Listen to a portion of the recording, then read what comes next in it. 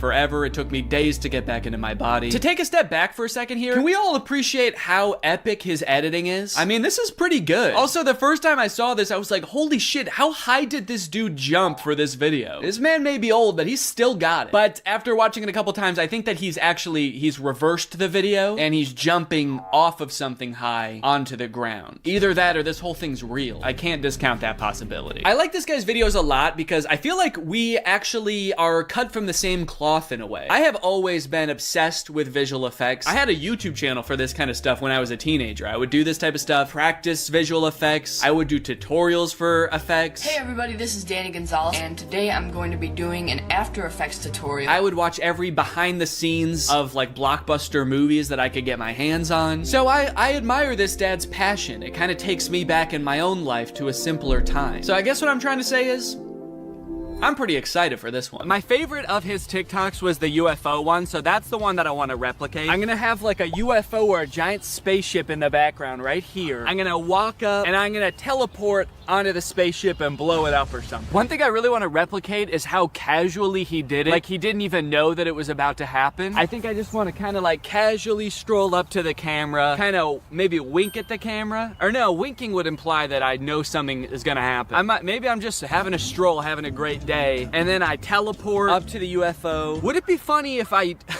teleport without my clothes? That would really make it seem like I did not know this was gonna happen. Or maybe I did, but at the very least I thought I'd be able to bring my clothes with me. Like you see me teleport and my hoodie is still here and it just drops to the ground. And then how should it start? Should it have something to do with like when my kids need me or something like that? The caption could say something badass like when our way of life is threatened, I'm the man for the job. And then I teleport buck naked up to the UFO and am immediately shamed by the aliens for my tiny butt. All right, let's try this.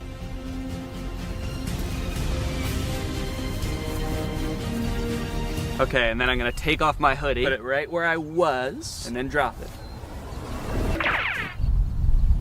Okay. There was a person walking by while I was doing that. What do you think she thought? What sense could that possibly make to the average person? Maybe she knew what I was up to. She did look kind of older. Maybe she has a husband that does this kind of thing. All right, well, I'm happy with that. Also, I want to go home. Great. Now that all of the TikToks have been recorded, edited, and posted, let's see how people responded to them. We're gonna go from the least viewed video to the most viewed video, starting off with Addison Rae's dad. So this was the first video that I posted, and it is by far the least liked out of any of the TikToks. It has 45,000 likes. I think people were just confused. Nobody really got the reference. The general consensus amongst the audience is that I'm going insane. The second most liked comment is, "Nurse, he's out again? Is everything okay at home, Danny?" Okay, I was doing these TikToks to make myself seem like a really cool, awesome dad, and kind of feel like it's not working based on that comment. Oh my god, he's lost it. What is he planning? Or is he just having fun on TikTok? All right, he's either planning a video where this is some kind of satire, or he's actually just having some fun, challenging Jake Paul to a fight, begging him to meet up, and sharing some funny videos. Maybe this is just who Danny is now. Okay, next up was the Shaq TikTok. Lots of people praising my very calm demeanor in this picture. You look so comfy and at ease. You don't look terrified for your life at all. Looks like they were really nice. And then one kind of eerie comment. Please don't die, I love your content. Do they know something that I don't know? I look closer and this was posted by my doctor. Oh no, he's actually been commenting a lot on here. He says, the test results just came back, it's not looking good. Love your content though. Also, was Ice Spice cool? Just feel like there's better ways he could have contacted me. Someone said, is this real? And then someone commented under it, no, it's AI. Look at Ice Spice and Taylor's eyes, or the guy on the right, his hands, or the sunglasses just floating on his shirt. So I guess he's talking about this guy, saying, no, it's clearly AI. Just look at this dude. Which, is kind of fucked up, because it's not AI, that's just a real guy. Everything in the image is real except me. And even I am real. I'm a real person. I just wasn't in that picture. It's kind of interesting as AI has gotten more popular how whenever anything is fake now, all of the comments are AI. It used to be whenever something was fake, all of the comments were Photoshop. Even if it was a video, it would always be attributed to Photoshop, and now it's AI. Even in this case, when it was actually Photoshop, the accusation that gets thrown out is AI. It's just kind of something interesting I noticed. After I posted that TikTok, I was starting to get a little bit worried. I started this video with hopes of becoming the coolest TikTok dad on the platform before it got deleted. And based on these comments, I was beginning to worry that being a good dad didn't have anything to do with TikToks or Ice Spice. But don't worry, the comments on this UFO video fixed all of that. Thank you, Danny, we all say in unison. A modern Shakespeare brought tears to my eyes. I saw this on the news, so heartbreaking. Thank you for saving our children, Danny. Wow, this gave me chills. The things we'll do to protect our children. I mean, I don't exactly know what you did in this video, but thank you for doing it. You definitely did something to protect our children, I think. I would unironically watch this as a movie. Yeah, this TikTok was good, but I just wish it took 2 hours. Oh, Danny, where do I even begin? You are the light to my world. You are the sunshine, Danny, my only sunshine. You make me happy when skies are gray. You'll never know, dear, how much I love you. Can't talk, saving the world. All right, second place, the silver medal of dad TikToks goes to the Scooter in the Woods TikTok. Raking in a whopping 1.1 million views, 295,000 likes. People are really vibing with oversharing strange location dad. One fun thing about posting all of these videos is seeing people comment trying to guess what the video I'm working on might be about based on all of these seemingly unrelated TikToks. None of them have anything to do with each other, so people's guesses were all over the place. But the most common guess, and the one that had the most likes on this particular post was, I'm guessing these videos are him doing AI prompts and seeing which ones go the most viral. Which I think, in a way, goes to show how far AI has come, where I'm replicating real videos that people have made, albeit adding my own little comic twist to them, and people assume that they were generated by an AI. It either goes to show how good AI is, or how bad I am. Either one. Someone said, too creeped out by Danny's facial expressions to even read the words. That's right, baby, that's my whole plan. I creep you out so much with my facial expressions that you don't even get a chance to notice I just admitted to burying someone in the woods. And finally, my most popular TikTok with 1.6 million views, POV Dad. With such praise as, this has to be for a video. To say that if they follow it closely with an open mind, then it will work. Because if it doesn't work for someone, he would just say, well, your mind just wasn't open enough. You clearly had some reservations about it, and that's the only reason it didn't work. And Bashar could tell. Yeah, he's very skeptical with people. How to channel Bashar.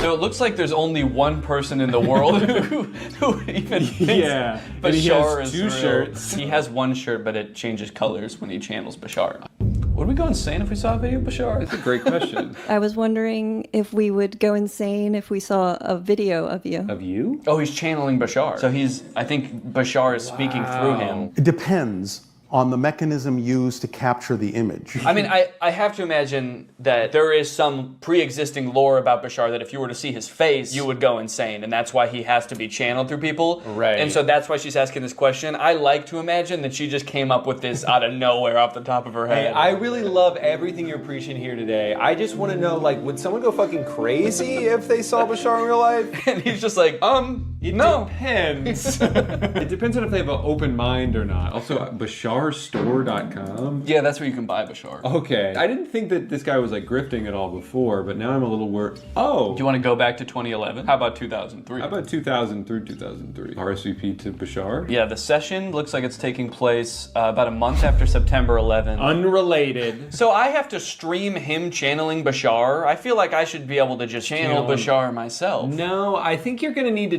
do it through a Bashar expert. I definitely feel like he needs About 500 grand. We could. Yeah, do you think 500? There's greatest tech flops. Starting with the Humane AI pin. I did a video on the AI pin when it was announced months ago as this sort of AI-powered phone replacing device that you wear on your shirt. And look, personally, I'm all for rethinking the form factor of the smartphone to make it less distracting while still maintaining all of the functionality, but unfortunately, the AI pin did the opposite of both of those things. In the demos on their own product announcement, it was screwing up hard. It was messing up facts. It also seemed super difficult to use. And it seemed like they were being intentionally vague about what the thing even did in the first place. It's a standalone device and software platform. It seemed like the type of thing that literally only a sucker could buy. But that turned out not to be true because I bought one. I ordered this thing in like February and then didn't hear from them for a few months until April, when I got an email alerting me that it was time to set up my account. And boy, was I excited. So I'm gonna be honest, I kind of forgot that I bought this. But now my AI pin is ready to be personalized, apparently. Before we can ship you your AI pin, you will need to complete a few quick steps. So I have to set it up before they're even gonna send it to me? Kind of feels like they're calling my bluff. You don't really want this thing. How committed are you to the AI pin? Will you set it up before we even ship it to you? You probably won't configure your Humane subscription, set up your AI pin passcode, and add contacts. And honestly, I don't really want to do those things, but I guess they're not going to send it to me unless I do. It's time to set up your AI pin. There comes a time in every young man's life where he has to set up his AI pin. It's a rite of passage. Oh, that's fun. Woo! Is this it? Am I setting it up? Get a little over here, a little over here. It turns out that in addition to the $700 I spent on this thing, I also had to pay $24 a month to access features like the wireless network, cloud storage, and AI services, which in layman's terms are all of the things that the pin does. Luckily, the first 3 months of this service are free, so I probably will never have to actually pay for it. Set up your passcode. Okay, could you guys not look? I'm about to type in my secure passcode. Okay.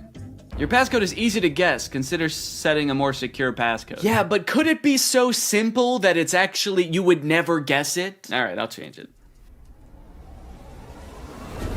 How is that easy to guess? It's my birthday. I guess does it know my birthday? Do you know my birthday? Fun fact, I actually didn't know this before recording this video, but it turns out almost every single combination of 4 numbers is easy to guess. How is that easy to guess? But eventually, I reached into the dark recesses of my mind and came up with a number combination so random, so, quite frankly, disgusting, that no one, not even God, not even me later in this video, will be able to guess it. Okay, well, let me write this down somewhere so that I don't forget it. Already using my phone for something because I don't have the pin yet, so I have to use the phone to remember the passcode to the thing that is gonna replace my phone. Connect your services. Oh, cool, I can connect my Google Photo and Title services, which I have both. And just like that, I was done. I have solved Humane's riddles, and now they have to send me my prize. All right, well, I guess the next time you see me, I'm gonna have the AI pin in my possession. It might even be right here. Okay, we'll see if I remember to do that transition. I don't remember the transition I was gonna do, so don't ask. At first I was pretty surprised by how big the box was. I thought that I had just ordered a little tiny pin, but I guess it comes with a bunch of accessories, like a sticker that just says Humane. Cool! But you guys don't care about all that. You guys just wanna see the pin. And my God, she was beautiful. Oh shit. Okay, that's my bad. No, I thought that it was gonna be attached in there more securely. Come on, Danny, you dunce! But a dunce who was about to become half dunce and half machine. Oh! In order to start using the pin, I had to unlock it with my passcode, which was explained to me via the laser ink display and an extremely coherent AI voice. To enter your pass, tap the touchpad, push, and then pull your hand out to get started. Then raise it if you don't see the laser ink display. Okay, this is kind of crazy though. Look at it. Look at this. This is like the weirdest way to type in a number ever. I'm gonna do my passcode now. Wrong. I forgot what my passcode was. Incorrect passcode? What would I have made my passcode? I forgot that I made a passcode. I forgot that I wrote the passcode down in my phone. I tried to click forgot passcode and it told me to go to this website to change it. But somehow, in order to do that, you need to know your existing passcode. Luckily, I recorded me making the passcode so I could go back and watch the screen recording of me doing it. If I was not a YouTuber recording a video about this product, I think I would be locked out forever. Come on, come on, come on, please. Yes, yes, welcome Danny. All right. After months of waiting, I was in. Now it's time to see what this device is capable of. What is my name? Your name is not currently known. Please provide it if you would like it to be remembered. Actually, what's a cool kind of techno cyber sounding name that you could call me instead? Creating name. How about Neon Vortex? Yeah, call me that. Noting your name as Neon Vortex. I know I might have seemed all cheery and excited about this name on the surface, but the truth is, it destroyed me. I have never heard a name before that not only sounded so cool, but also embodied everything I wished I was. Suave, confident, futuristic. He was everything. Everything I could never be. Neon Vortex.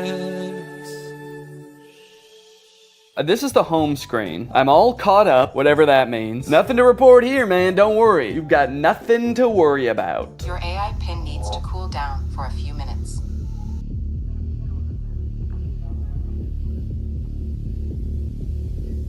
What? Yeah, so apparently it does that.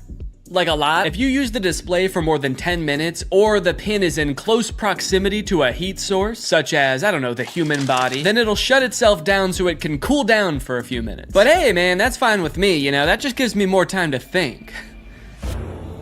To think about him. The next day, I decided to put the pin's basic phone functionality to the test. Things like calling, texting, navigation. Since this thing is essentially supposed to replace your phone, it should be pretty convenient to do all this stuff on the pin.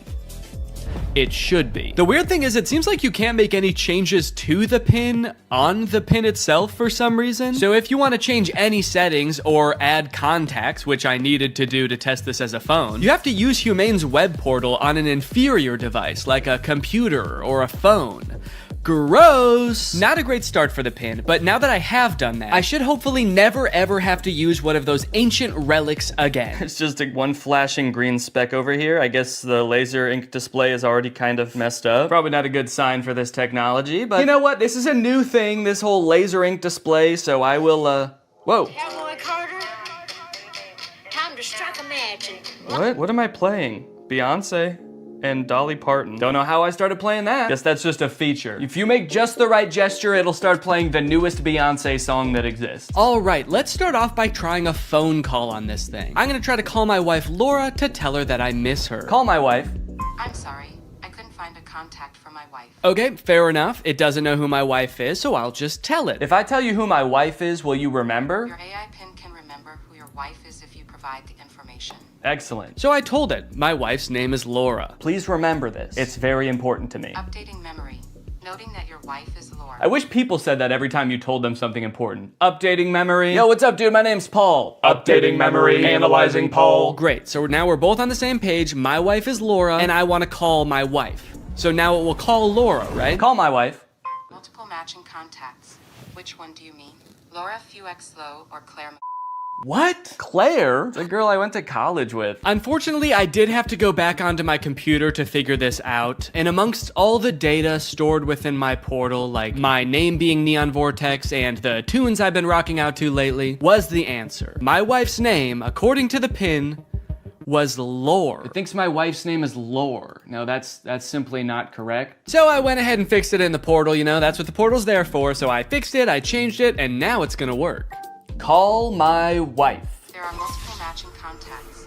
Which one do you mean? Oh my god. Call Laura Fuchel. I'm sorry, I couldn't find a contact for Laura Fuexlow. How? Okay, so at this point, I don't know what was wrong. It was just like straight up forgetting which contacts it had. It said it couldn't call Laura because it didn't have her contact. Then it said it couldn't call Eddie because it didn't have his contact. Call Eddie Burback. I'm sorry, I couldn't find a contact for Eddie Burback. Why not? And you might think, Danny, maybe there was an error transferring the contacts. Maybe it really doesn't have these contacts. But I know it had Eddie's contact, and do you know how I know? Because it could text Eddie. Can you text Eddie Burback? What do you want the message to say? Okay, all right. Still not sure if this is gonna work, but finally, thank God, it's letting me do something. Hey, Eddie, it's your... Is it... Cowboy Carter, time to strike a match. No, I'm not trying to play Cowboy Carter. Oh God, now it's playing Metro Boomin. Stop.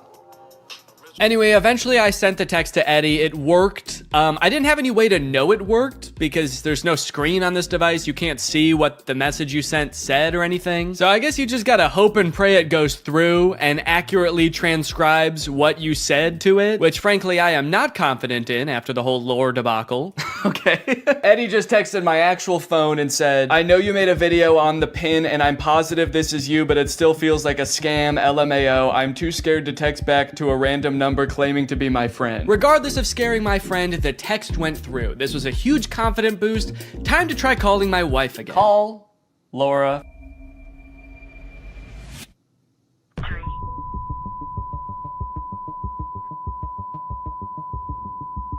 What? What is... Message has been recorded. Record your message after the tone. Oh, whoa. Simply hang No, up no. when done. Or for delivery Hang up. options, press the pound sign. I don't want to play like that. I don't want to play Metro Boomin. Hang up. Am I still recording a message? Cancel. I've been on the phone with her for a minute. Hang up.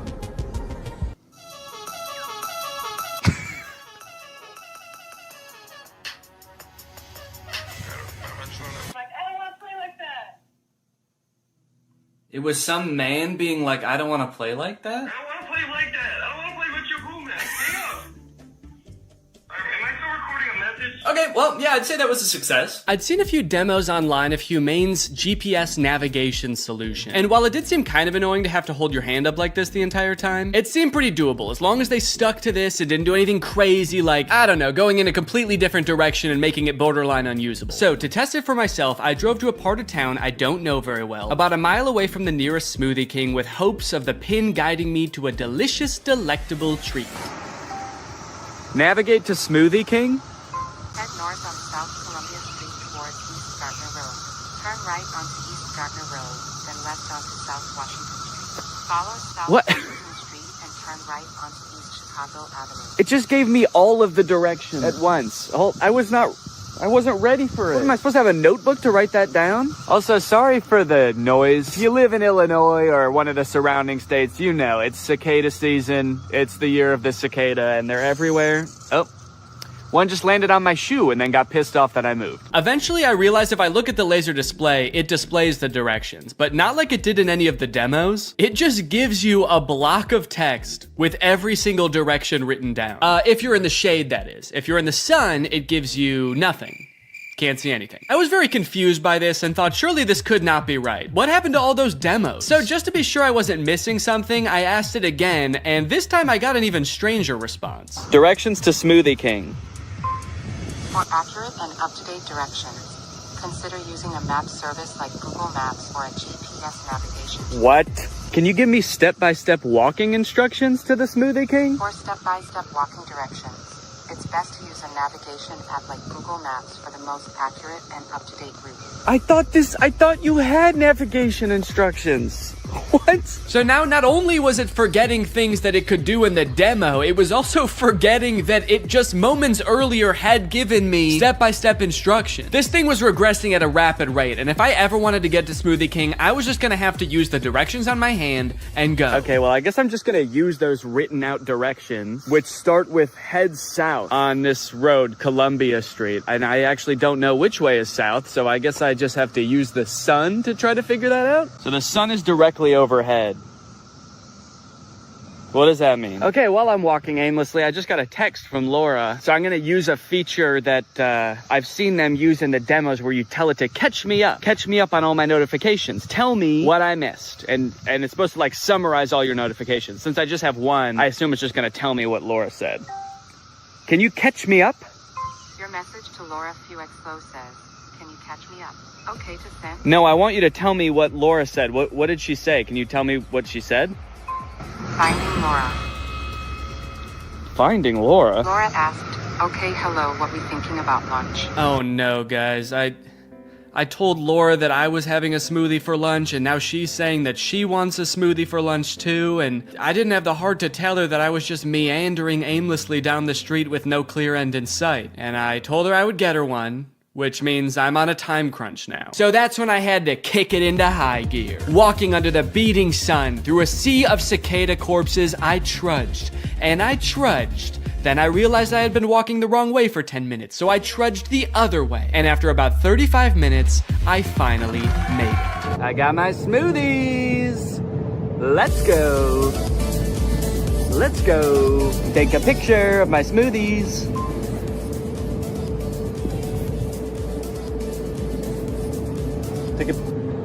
Yeah, I don't know if it took the picture. All right, gang, now that Papa's had his smoothie, it's time for a smoothie-fueled lightning round. Enough about practical functions. Let's see if this thing can have some fun. First, can it do bizarre music prompts? Play music written by YouTubers named Danny.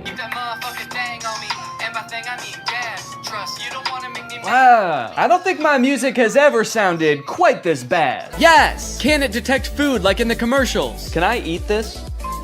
Yes, you can eat the mandarin orange. Yes! Unless it's a tomato and you hold it so I can't see the stem, in which case it thinks it's a red ball. It's a red ball. No, you cannot eat it. Oh, what are you, my mother? I'm eating the red ball. Not safe to eat the red ball. Please reconsider. Can it prevent me from eating too much salt? No, you cannot eat the salt directly. It's meant to be used in small amounts to season food. Yes! Can I buy things like in the demo? What is this book?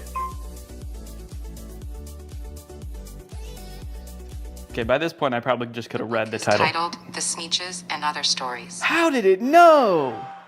Okay, buy it. Purchasing is not supported. No! But most importantly, can this AI be sweet to my dog? You can be sweet to the dog by petting it gently, giving it treats, speaking to it in a calm and soothing voice. I'm happy to report that yes. Yes, it can. It's a good boy. And here's a treat. Good boy. You know what? Now this isn't so bad. This is just petting a dog. This has nothing to do with the AI pin. Does anyone want to buy this from me? It's, really good. Over the past few months, Mark Zuckerberg has been hopping on the AI bandwagon hard, adding AI features to all of Meta's apps, most notably perhaps in Instagram, where you can't even go to the search bar without Meta's AI trying to suggest searches to you. Sorry, do you think that I came to the search bar because I knew I wanted to search, but I didn't know what for? That's not how searching works. They've also released a bunch of chatbots in Instagram. I like using the word release there because it kind of sounds like a tech product is being released onto the world, but it also kind of sounds like they're unleashing a horde of monsters upon us. They've released the AI chatbots! Oh fuck, that one looks like Mr. Beast! This is really awesome, you know? Personally for me, one of my favorite things about social media is that it started out as a way to connect with each other, but ended up actually making people feel more lonely. So Meta's solution was to use algorithms and manipulate people's emotions to make them even more addicted to the platforms. But then that didn't work either! So now their much better solution is to replace what little human interaction we already got on these platforms with chatbots that look like Mr. Beast for some reason. And I think this is really gonna fix this whole system right up. So I'm very excited to get into these Meta chatbots, but first, I have a very special announcement because this video does have a sponsor, and it is the Pokemon Company International. Guys, this summer in Pokemon Unite is gonna be incredible.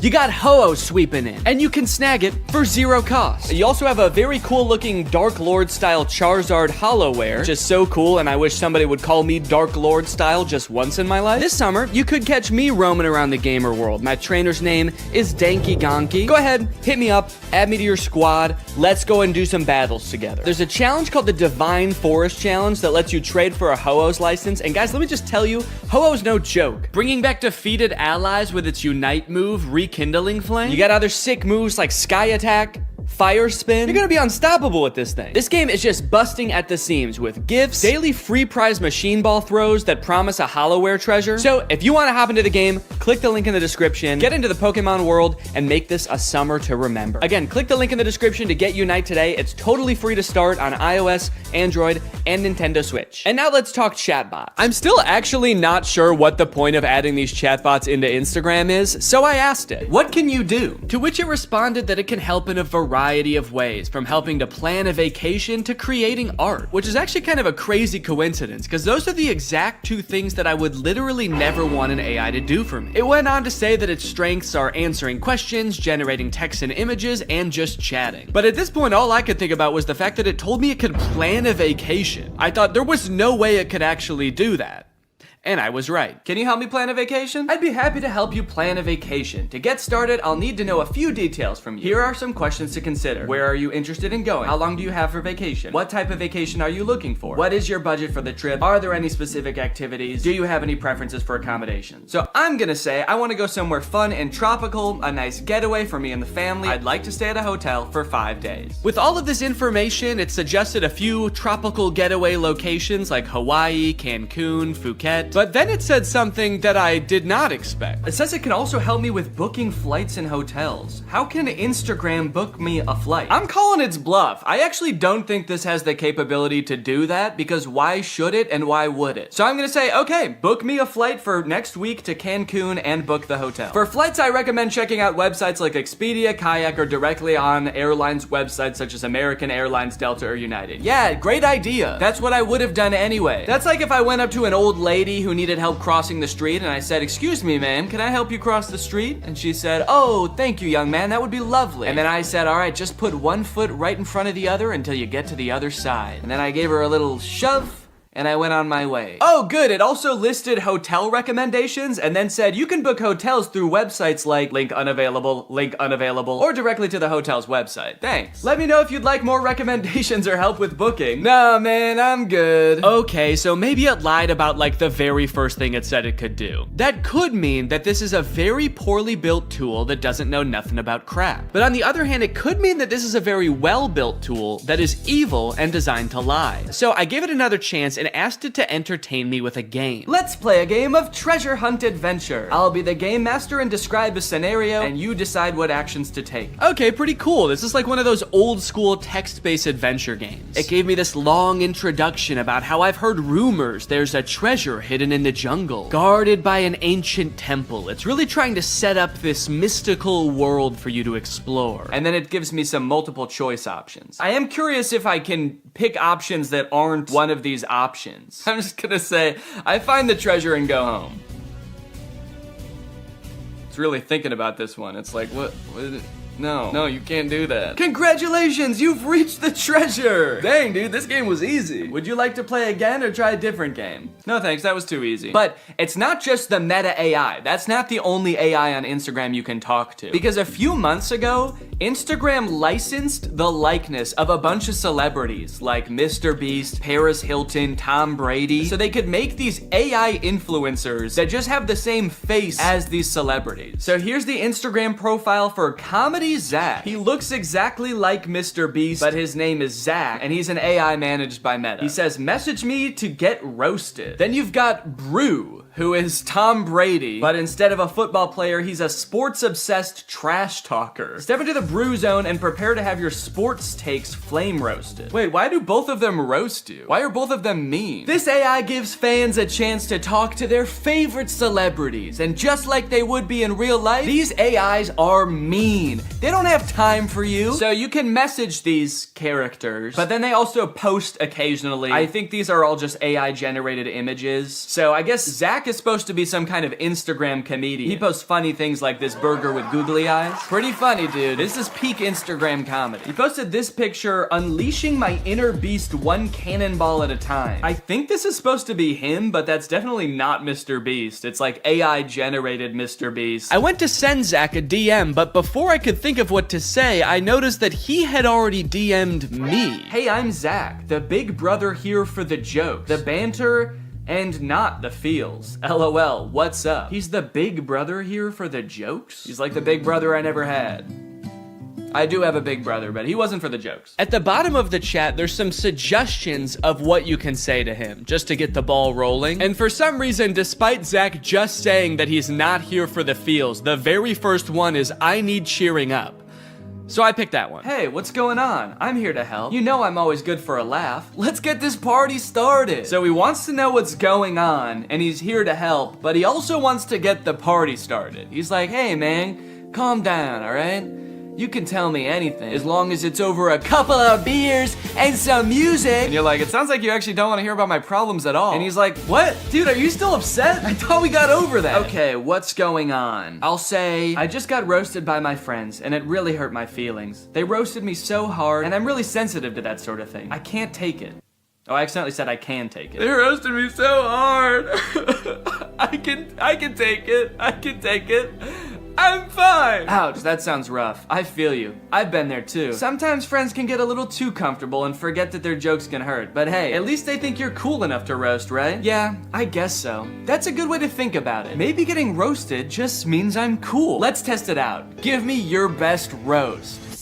I'm just gonna trick him into roasting me, and then I'm gonna crumble under the pressure of his roast and try to make him feel bad about roasting me after just telling him that I'm sensitive to that sort of thing.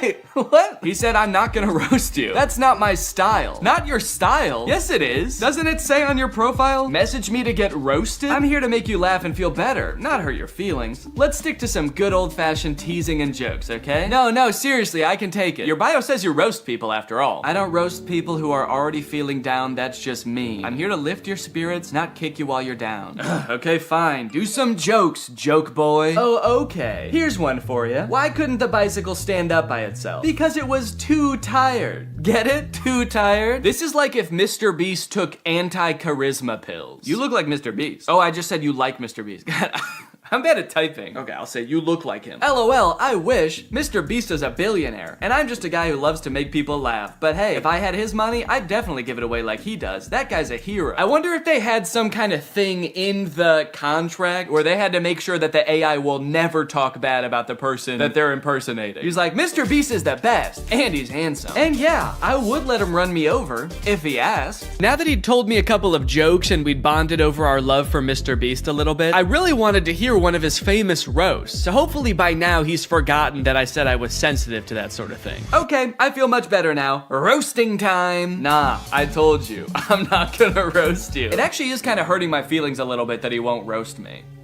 It makes me feel like I'm not cool enough to be his friend. Okay, this is seriously starting to piss me off. Why won't you roast me? You roast everyone else, and it is hurting my feelings so bad that you can't just lob one respectful zinger my way? I'm serious. Nope.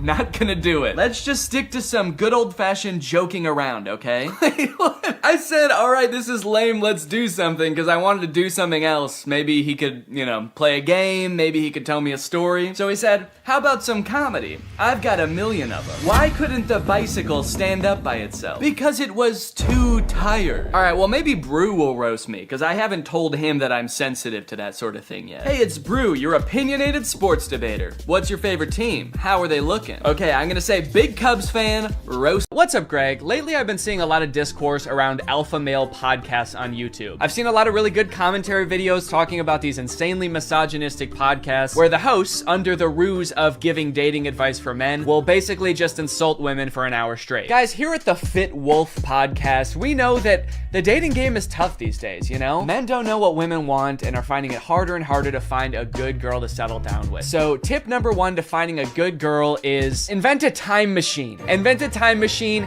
and go back to the 1750s, because that's the only way you're gonna find a decent woman. Because every woman nowadays is a thought. That's right. Every single Michelle out there that I used to date a month ago is a thought. They get mad at the dumbest things, like saying that women have no inherent value and their only purpose on this earth is to bear my children. And they forget to turn off location sharing even though they broke up with me a month ago. Michelle, I know you're over at my friend Brandon's house right now. I'm outside. But I think I might have found something that takes things one step further. I saw this video on Reddit the other day that's a trailer for something called The War Room. And instead of being a podcast for these like alpha male, misogynist, entrepreneur type guys, this is a club for those same types of guys.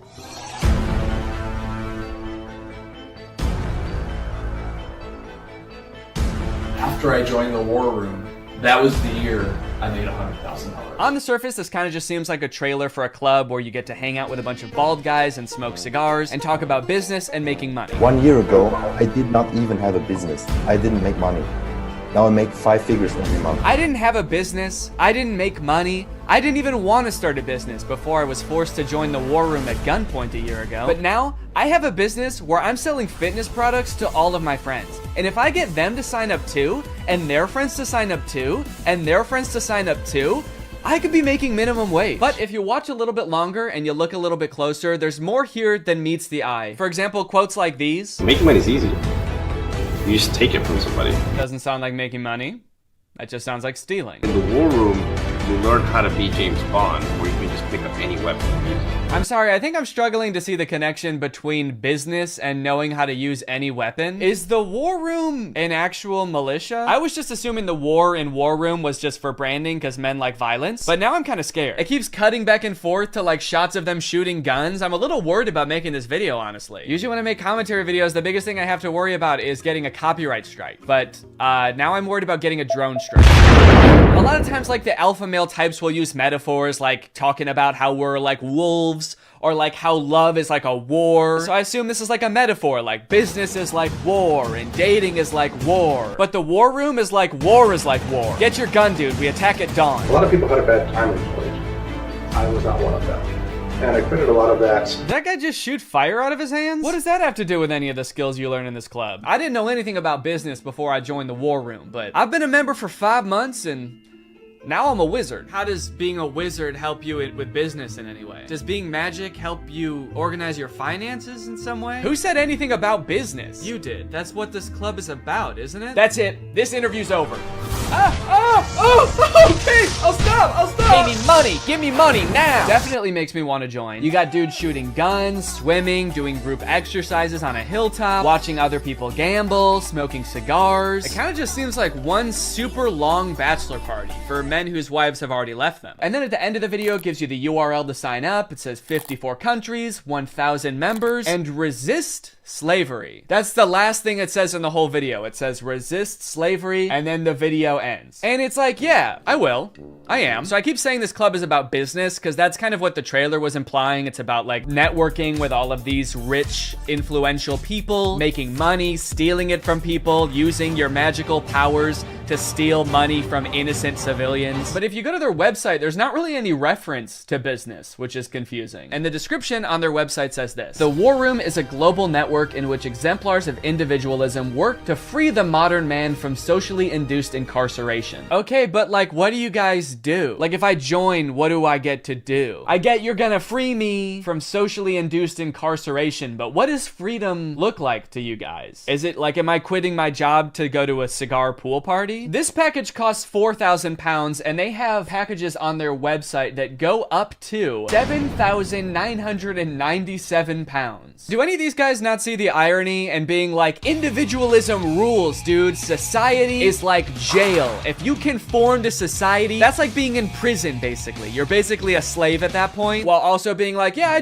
paid $7,000 to join a club where everyone looks and dresses like me. I didn't want to be a stereotype, okay? So I joined a man club to smoke cigars and shoot guns. And that's sort of what makes me an individualist. It just feels like they're kind of playing the like, I'm not like other guys card. And I guess in some sense they're not like other guys because most guys can't bend the elements to their will like that one guy. But other than that, I mean, it's just like all the pictures are just guys hanging out in dimly lit clubs, doing military style drills. I don't know what's going on here. In case you're not sold yet and you haven't been convinced to join, let me read you a little bit more because the War Room's website uses like every cliche pickup artist tactic to try to get you to join this club. We got the classic negging. What can you bring to the War Room? Truthfully, very little. Probably nothing at all. You are not ready for the War Room. You will not revolutionize what we built. If you had the capabilities we required, you would already be inside. What? They think I can't bring anything to the War Room? They think I'm some kind of sucker who doesn't have my life in order and can't manage my money. I'll show them. I'm gonna take out a 4th mortgage on my home and I'm gonna join this club. We'll see how stupid they think I am then. They also use like the get it while you still can technique that's in like every as seen on TV commercial. This chance won't last forever. We will not hold this open for everyone. Soon, membership will close. The War Room members and their sons will remain the closed wielders of global influence into eternity. Holy shit, dude. They're closing submission soon? I'll be right back, guys. I gotta go. I'm not doing this for me, okay? I'm doing this for my son. I guess my son gets to be in the club too if I join. I gotta go. Now, I don't have any way to look and see how long it said this on the website, but if I had to guess, I would guess that it's been on there as long as this website has existed. Why would they close submissions? How does that make any sense? Do they want to stop making money? The founder of this club is like, whoa, I'm too rich, all right? That's one thing we teach in the War Room is you can't have too much money. I mean, if this is like a militia, do they have enough soldiers? Is that why they're closing? Soon, 1,000 bald men wearing tightly fitting t-shirts will be storming the beaches. We can't wait around for you forever. So you might be wondering who the head of this club is, right? It must be someone like very rich and influential if he's expecting to get people to join just based on like the connections that you can get from the club, right? Well, this is where things get a lot more creepy.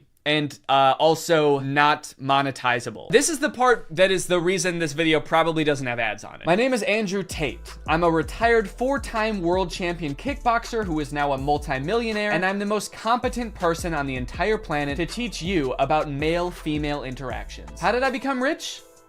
Webcam. Definitely gonna need him to elaborate on that a little bit. That's so vague. Mr. Bezos, please. You're the richest person in the world. Do you have any advice to young up-and-coming entrepreneurs on how to start a business and how to get rich like you? Book.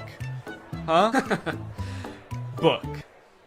Need I say more? Yes. Yes, please say more. We literally have no idea what you're talking about. So you're probably thinking, like, did this guy invent webcams or something? Is he, like, famous on Twitch or something? Is this Sapnap? I don't know. I've been running a webcam studio for nearly a decade. I've had over 75 girls work for me, and my business model is different than 99% of webcam studio owners. If you had to guess whether it's different because it's more creepy or less creepy than other webcam studios, what would you guess? Go ahead and vote down in the comments below, guys. Do you think this is gonna be creepy or no? Over 50% of my employees were actually my girlfriend at the time, and of all my girlfriends, none were in the adult entertainment industry before they met me. My job was to get women to fall in love with me. Literally, that was my job. My job was to meet a girl, go on a few dates, sleep with her, test if she's quality, get her to fall in love with me to where she'd do anything I say. Holy shit, this is insane. And then he gets them to join his webcam empire where he gets them to do, you know, he gets them to get nasty on camera. I'm not a lawyer, but does this not... Does this not feel illegal? At the very least, this seems like insanely creepy. This feels abusive. It feels like he's just confessing to crimes. That's why I want you to join the war room, all right? You're gonna learn about making money, picking up women. You're gonna form a militia to protect me from an international tribunal for my many crimes that break international law. For legal reasons, that was a joke, okay? I don't know if this is legal or not. So I guess what he meant when he just said the word webcam was that he's exploiting a ton of women online for his own personal gain. In hindsight, it seems so obvious. How did I not guess that? Let's watch another promotional video for the War Room. This is on Andrew Tate's YouTube channel, and it's called The Matrix Predicted the Great Reset Explained. Basically, it's a video where this guy compares his life to the Matrix. We are living inside of the Matrix, and I am Morpheus. I know you're sitting thinking, why did Tate not decide he was Neo? Because Tate has all the Aikido and the masterful, nearly superhuman abilities. Yeah, I used to be a kickboxer, so I'm basically in the Matrix. Actually, the reason I take the War Room guys to the gun range so much is so they can shoot at me and I can dodge the bullets like Neo. It's like, okay, dude, if anyone here has superpowers in the War Room, we know who it is. And it is not you. And when I say we're living inside the Matrix, I'm not stating that with irony or as a joke. We are genuinely actually living inside of the Matrix. The Matrix is real. Yeah, something tells me that even though he keeps saying literally, and this is not a metaphor, that it is a metaphor. Something tells me he's not literally saying that we're living in a computer simulation that's controlled by, like, aliens or whatever the Matrix is about. I actually haven't seen the Matrix. I think that's what it's about. Something tells me that's not the point that this guy is making, even though he keeps saying literally. In the description of this video, it says stage 1 fighting against the Matrix is to become rich. Learn how here. I'm sorry, that's the first step? You know it's gonna be an unhelpful article when step 1 is become rich? Like step 1 is something that takes years and some people will never do it. Also, again, I haven't seen The Matrix, but I'm fairly certain that was not the first step in breaking out. I don't think Morpheus was like, listen, machines are trapping humans and using them as batteries in their simulation, and the only way we can break out is by setting up a dropshipping business and investing in Ethereum. Ethereum's actually great because you can verify smart contracts. It's actually the best crypto out there. Imagine if this dude is right and we really are living in the Matrix. Like, what does being free look like? Oh my God. I did it. I'm free. I made it out. All right. Hey guys, we got another one. All right. Welcome to the club, buddy. Hell yeah. Congratulations, man. Yep. You finally made it out of the simulation. Wow. Thank you guys so much. Where's everybody else at? What do you mean everybody else? Yeah, the only other person here is my girlfriend who I'm scamming. Or I mean dating. Yeah, but I mean like in the whole world. Like there's gotta be more than just you guys in the real world, right? What the fuck? You don't like us? No, it's not like that. I mean, sorry. I was picturing there being more than just like 3 normal guys in a room when I exited the Matrix. Normal? What the hell, man? Yeah, we're not normal. We shoot guns and make money out here. Yeah, we're big into making cash out here, man. Did they do that in the Matrix? They actually do, yeah. Not the way we do it. Okay, how do you do it? Hey, you're stealing my shit! Okay, I'm just saying, all things considered, you guys don't really seem that different. Honestly, if anything, this seems more like a simulation than the world I was just in. How so? Look at you guys. You're all holding guns. All you do is talk about business. You guys are like NPCs from GTA. You all look like slight variations of the same sim. Are you guys sure this isn't a video game? All right, man, as if I'm gonna take advice from a beta-ass bitch like you anyway. I'm just saying. Okay, that was actually sick. You guys should have led with that. How was that not the first thing you guys wanted to show me? You know what, man? Get out of here. You don't belong here anyway. Yeah! What? Go! Get out of here. We don't want you. Yeah. Okay, all right, I'll go. Honestly, I'm actually not really sure how to get back, but if one of you show me, I will go. Get the fuck out of here, man. Get lost. Get son of a gun. What are you still doing? Get out of here. Go. I feel like this is definitely a video game. How can I keep my husband? I want to keep him happy. And I think all the women listening too, they want to know the secret. I'll tell you the secrets. Men are biologically designed. We're evolutionarily hardwired to seek status. You want power, you want status, you want the fast car. You don't care about the car. You want everyone to know you have the car and they can't have the car. If everyone had a Lambo, you wouldn't want a Lambo. So every single thing we do is status driven to some degree. It's true. Meaning the female we are with has to add status to our lives in some form. If you want to keep your man happy, you need to think, how do I make my man look better to the world? How do I make him look better in front of other men? What a bizarre take, dude. How to be a good woman? Make your man look good to other men. You basically need to be a wingman for your husband to pick up dudes. I hate arguments like this so much. Alpha dudes are always trying to bring up like what men are hardwired to do. What have men been evolutionarily designed to do? Here he's saying that like men are hardwired to seek status. Men want a Lamborghini. You know how every men want a Lamborghini because it's a status symbol. Even if it worked out that like evolutionarily that's something that is in men's nature, that doesn't make it good. You know what else is in our nature? Thinking sugar tastes really good. If you didn't tell someone that sugar was bad for you, they would think like, oh my god, this is the best thing in the world because it tastes really good. If you put 10 pounds of candy in front of a caveman, he would eat all of it and then he would throw up. And then he would die, probably, because he's never eaten that much sugar before. But hey, I guess that's just kind of what he was hardwired to do. So if you want to be a good cave wife, you gotta go out there and you gotta get your man as much candy as you can find. You want to go to the store and buy him one of those lollipops that's as big as his head that he always wanted when he was a kid, but his mom would never let him have. And that's the only way to keep men happy, all right? These alpha male type guys are always trying to sound like scientific. Like this is the science-backed way to attract a mate. And this is the evolutionary way that relationships are supposed to be. But I feel like if they were being honest, they would recognize that there's a difference between what humans like naturally are inclined to do and what is healthy and what is sustainable. You know what else increases your status? Murder. Can't be anyone higher up on the hierarchy if they're all dead, right? It's weird. I don't see any of them advocating that, but it's the same primal instinct that they're talking about. So why don't they? To prove what a sick and cool lifestyle this guy has, here is a video that he posted on Christmas while apparently alone in a hotel room.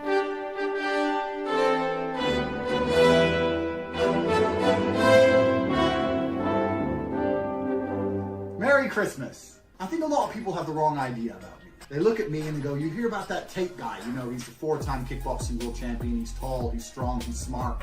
He's fucking gorgeous. That's the wrong idea? People have the wrong idea about me. He's smart, he's rich, he's tall, he's funny. When in actuality, I am short, rude, and poor. Anyway, yeah, that's the war room. I feel like this video took a lot of twists and turns, but as I kept clicking on different links on this dude's website, I just kept getting more and more shocked at what I was finding. So hopefully this was an entertaining video. I was considering purchasing like a war room membership as part of a follow-up video, but I honestly do not feel good about putting any money in this guy's pockets. I'm honestly a little bit worried that if I paid this guy 7,000 pounds, it would go towards like more guns or like a prison cell for his employees. But anyway, I hope you guys enjoyed this video, and now it's time to talk about our sponsor. Guys, you know what you're probably not gonna get if you spend $5,000 to hang out with the guys from the war room?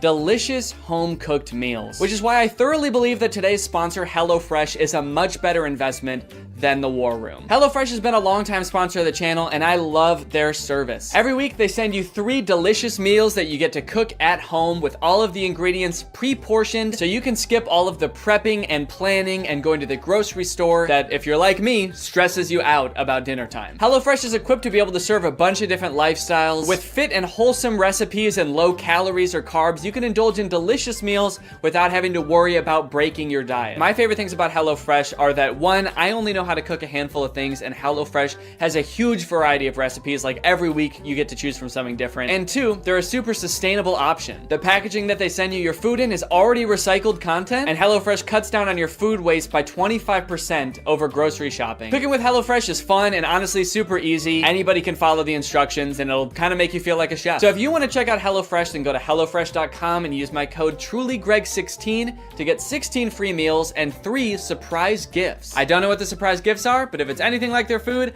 I'd say it's worth it. Thank you to HelloFresh for sponsoring this video, and thank you to you guys for supporting my channel by checking out HelloFresh. All right, thanks for watching, bye. What's up, Greg? You know, I feel like it's been a while since I found something real weird on TikTok. Like something so strange that I truly cannot wrap my head around it, but I've done it.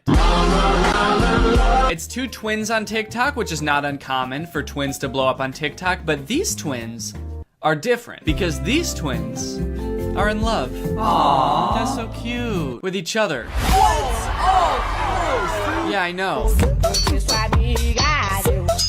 Yeah, that's right. We're watching these guys today. You guys have probably seen videos titled Siblings or Dating. How about Siblings Are Dating? This is truly one of the weirdest things I've seen on TikTok in a while, and like the more that I look into it, the more puzzling it gets. It's like there are layers and it gets deeper, and there were twists in here that I did not expect. These dudes run an account called Alisov Brothers. I believe they're Russian, and the vast majority of their TikToks is literally just them doing stuff like this.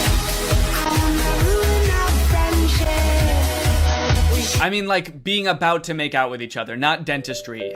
Most of their TikToks are not about being dentists. Although they do have, like, a surprising amount. I feel like they have, like, 10 TikToks in this dentist chair. I don't know if they own a dentist business on the side. That is not clear to me. These dudes heard that self-care was important and took it so literally. This dude has his literal self cleaning his teeth and borderline making love to him. But this is, like, their thing. They have so many TikToks where it's like music playing and then at the end they just kind of like grab each other's faces and just like breathe into each other's faces.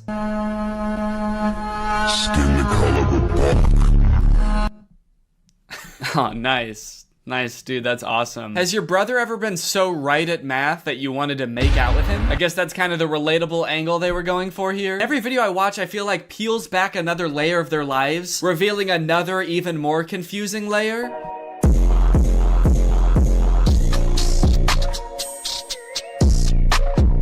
Totally indifferent to getting married, to literally the biggest day of your life, just so nonchalant. He became very nonchalant on his wedding day. And then at the end they hug? Seems like this is like the one time in most people's lives it's like the most acceptable to kiss in public would be on your wedding day. Or like suck each other's souls out or whatever they do in all their other videos. The old Machine Gun Kelly. But why are they so indifferent to their wedding? I know it's a fake wedding, but like, come on, dude. Act a little bit enthusiastic. You're getting married. To your brother. Actually, maybe it is kind of baller. Maybe it is kind of cool. It's the ultimate baller move to do literally the most insane shit ever, like marry your twin brother and not give a fuck about it at all. Just another day getting married to my twin brother. Nothing weird going on here. Just gonna give him a hug. We're getting married in front of a castle. This is our castle, by the way. We are Russian royalty, as a matter of fact. Is this like a wedding venue or is this their castle? Are these guys Russian royalty? I've heard that royal families can be pretty inbred, so honestly, I would believe it. I think that marrying your twin brother is literally keeping your genes as pure as humanly possible. If they could have a baby, it would just be them again. Uh-oh. What? People.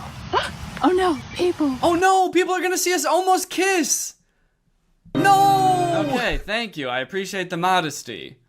I'm right here. Thank you for once looking at the camera and realizing what you're doing is insanely weird. Thank you. Yeah, I don't know. This TikTok to me seems a little bit hard to swallow. I'm gonna call BS on the entire premise of this TikTok. As if these dudes are bashful or modest in the slightest. These dudes have a TikTok account with 2 million followers that is centered around these 2 brothers who want to have sex with each other all the time. I don't think that if they were gonna kiss and they saw someone watching, they would stop. They'd probably be like, oh yeah, come here.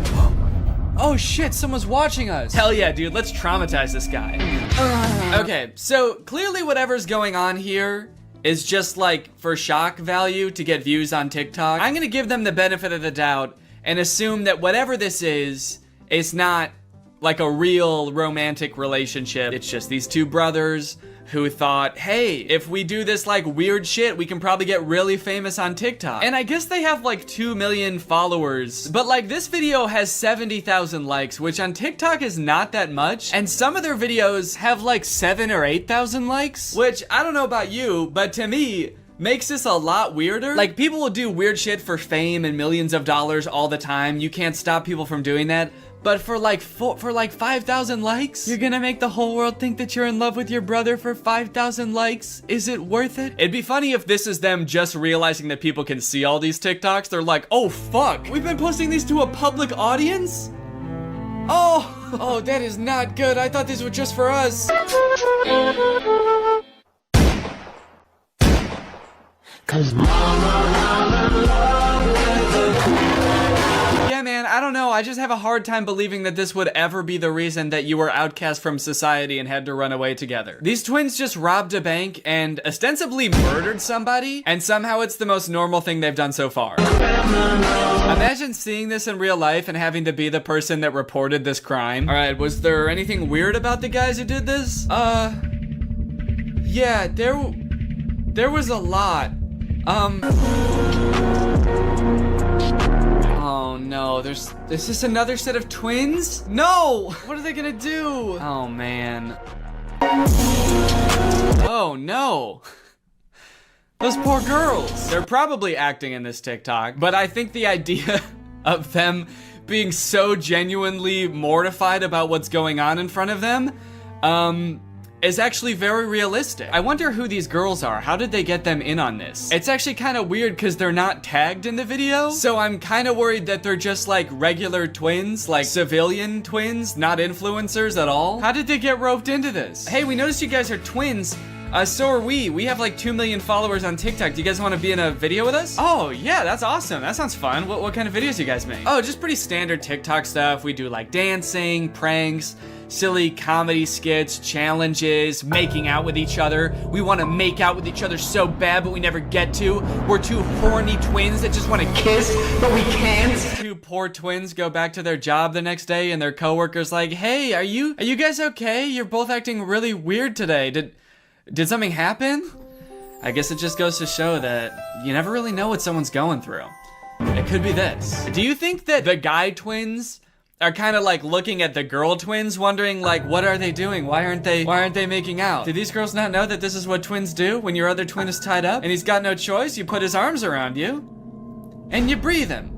You breathe the poor guy. One thing that I think is really funny about these guys is that on their Instagram, they have a business email in their bio. What company would ever want to sponsor two incestuous twins? What kind of business inquiries do they think they're gonna get? I just imagine these guys going to their manager and being like, hey, do we have any new brand opportunities? And he's like, yeah, actually, we've got 7,000 emails from people offering to pay you to stop posting forever. Oh, that's kind of weird. So that many like individual people want. No, it's companies. They're literal companies that want to pay you to stop posting. Big ones too. McDonald's, Coca-Cola. They're willing to put a lot of money into getting you guys to stop. I actually went through their profile a bit and I did find one post that I think is sponsored. It doesn't say hashtag ad, but it says products used in this video, and it's tagging this company at 7 days. And it's an ad for a makeup company. Kind of an odd collab. I don't really know how that fits the theme of the account. I guess it could be for people who are in a relationship with someone that doesn't look exactly like them. And so maybe you can use this makeup to make them look more like you or something. I'm not really sure. So not every one of these guys' TikToks is about them wanting to kiss each other or like rub up on each other. They do have a couple of like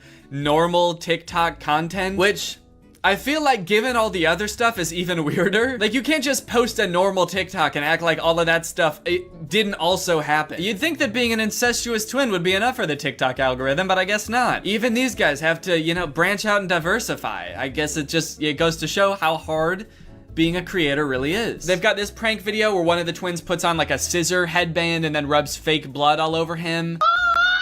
And his twin brother comes in and they both faint. My favorite part about this TikTok is that when they both fall over, you can see a mirror in the background and there's just like a guy sitting in a chair helping film, I guess. I'd like to imagine that that guy sitting in the camera is actually their third twin, or their triplet, I guess. He's their brother also, but he never gets to be in them. He's like in charge of setting up the camera and everything. And every time he sets up the camera for a video, he's like, hey guys, I had an idea for a video. What if this time you guys want to make out with me? And the other two brothers are like, ugh, gross, dude, that's disgusting.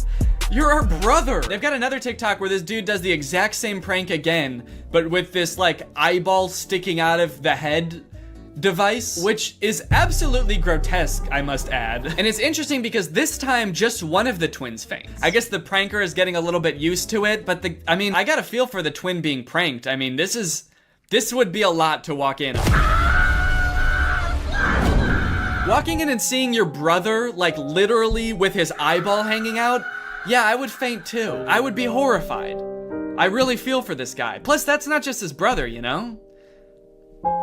That's his husband. Honestly, I haven't watched all their TikToks. There could be some other weird twist like this is also his dad or some shit. I'm hesitant to try to box them into any kind of like nuclear family that we would all be used to. I don't know what's going on with them at all. They've also got dance videos, which get pretty spicy.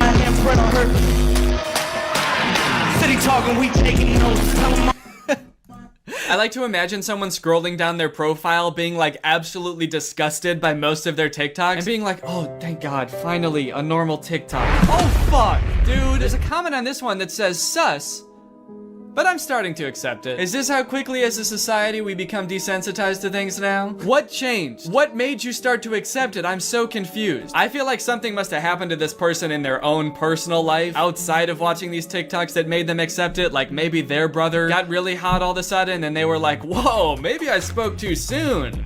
These TikToks are kind of on point. Okay, wait, hold on. So now this is confusing. I've started to see comments that are really throwing a wrench in my understanding of this situation. This comment says, are you guys dating or brothers? And this person responded saying, actually at first they were saying, but did not know they were related until the DNA test showed up. Oh, they meant dating. Actually at first they were dating, but did not know they were related until the DNA test showed up. So this person is saying somehow these two guys fell in love without knowing that they were twin brothers. These guys are like, whoa, that's crazy. I mean, we knew we looked exactly alike and we were both coincidentally adopted from the same orphanage, but how was I supposed to know I'm related to the guy? Okay, now I'm seeing comments that are saying that they might not actually be brothers. My guess is they aren't really brothers. They look alike, but they had cosmetic surgery to look more similar and they're just acting like brothers. Okay, I'm sorry, that seems so unfeasible to me. Spending thousands of dollars to look like somebody else, to get 70,000 likes on TikTok and have everyone think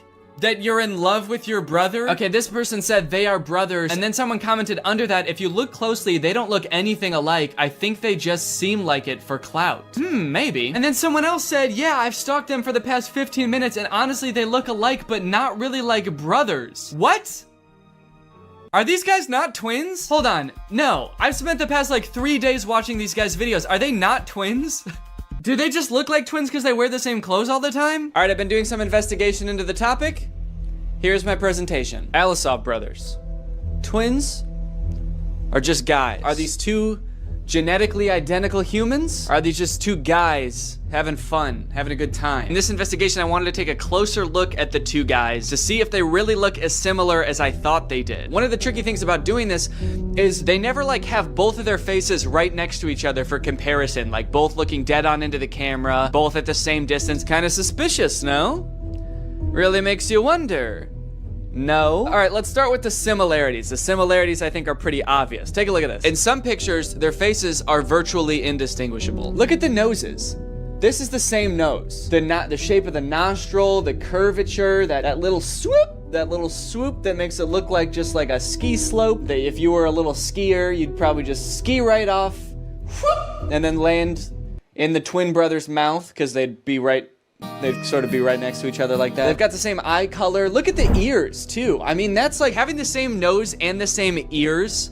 What is that? What are the odds of that? I'm not a geneticist. I don't know how much ears vary from person to person, but like, look at how thin like the ridge of the ear is. I feel like that's abnormal. Yeah, I've definitely got a fatter ear ridge there. That's not a normal ear ridge thickness. So of course they have the same hair, but that's pretty easy to fake. Even if they didn't, they could dye their hair and cut it the same way. I could shave my head and I'd look just like Jeff Bezos. Does that mean that I'm entitled to some of his wealth?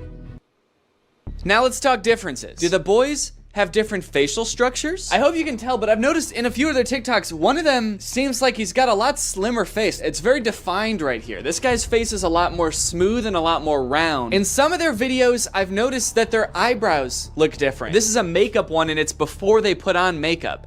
Their eyebrows look more different than when they are wearing makeup. This one's eyebrows are kind of a little more curvy. They go whoop. These ones, a little more straight.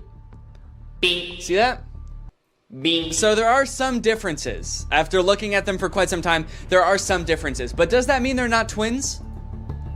Zach and Cody, Dylan and Cole Sprouse. These are genetic twins, as far as we know. As far as today's top scientists know, these boys are definitely twins. And even when they were younger, I mean, you could tell them apart for sure. Like, they had differences. And now they're all grown up, and I'd say they look even less alike. I think that happens to twins as they get older. They, you know, they live different lives, they eat different foods, meet different people. But just because they look slightly different, that doesn't mean that they're not in love. I also wanted to see if I could find any evidence for that claim that they were dating before they knew they were twins. So I was looking that up, and I could not find that anywhere about them. The only thing I could find about that was this article, and it describes exactly what that comment was talking about, except the dudes that are named in the article are not the Alisov brothers. They have totally different names, Jason Osborne and Alex Brown. So I don't know if someone just saw this article and like assumed it was talking about the Alisov brothers. Like, oh, that explains it. Okay, case closed. This is an article from the UK, not from Russia. Different names, but it's probably talking about them. I did also email the brothers at their business email. I figure they probably don't get a lot of emails, so I thought I might get a response. Just asking them if they're twins. I said, please, are you guys really twins? I have to know. And I sent it. And as of right now, I have not heard back. So after that deep and thorough investigation, my opinion, they're twins. They are, I do think that they're twins. Sure, they have small differences in their facial features, but like they look exactly the same. They're twins. But that is not a good thing. That's not a good thing. I'm not happy that I think that. But as I said, you know, that's just my opinion. What do you guys think? Are they twins? Are they really in love?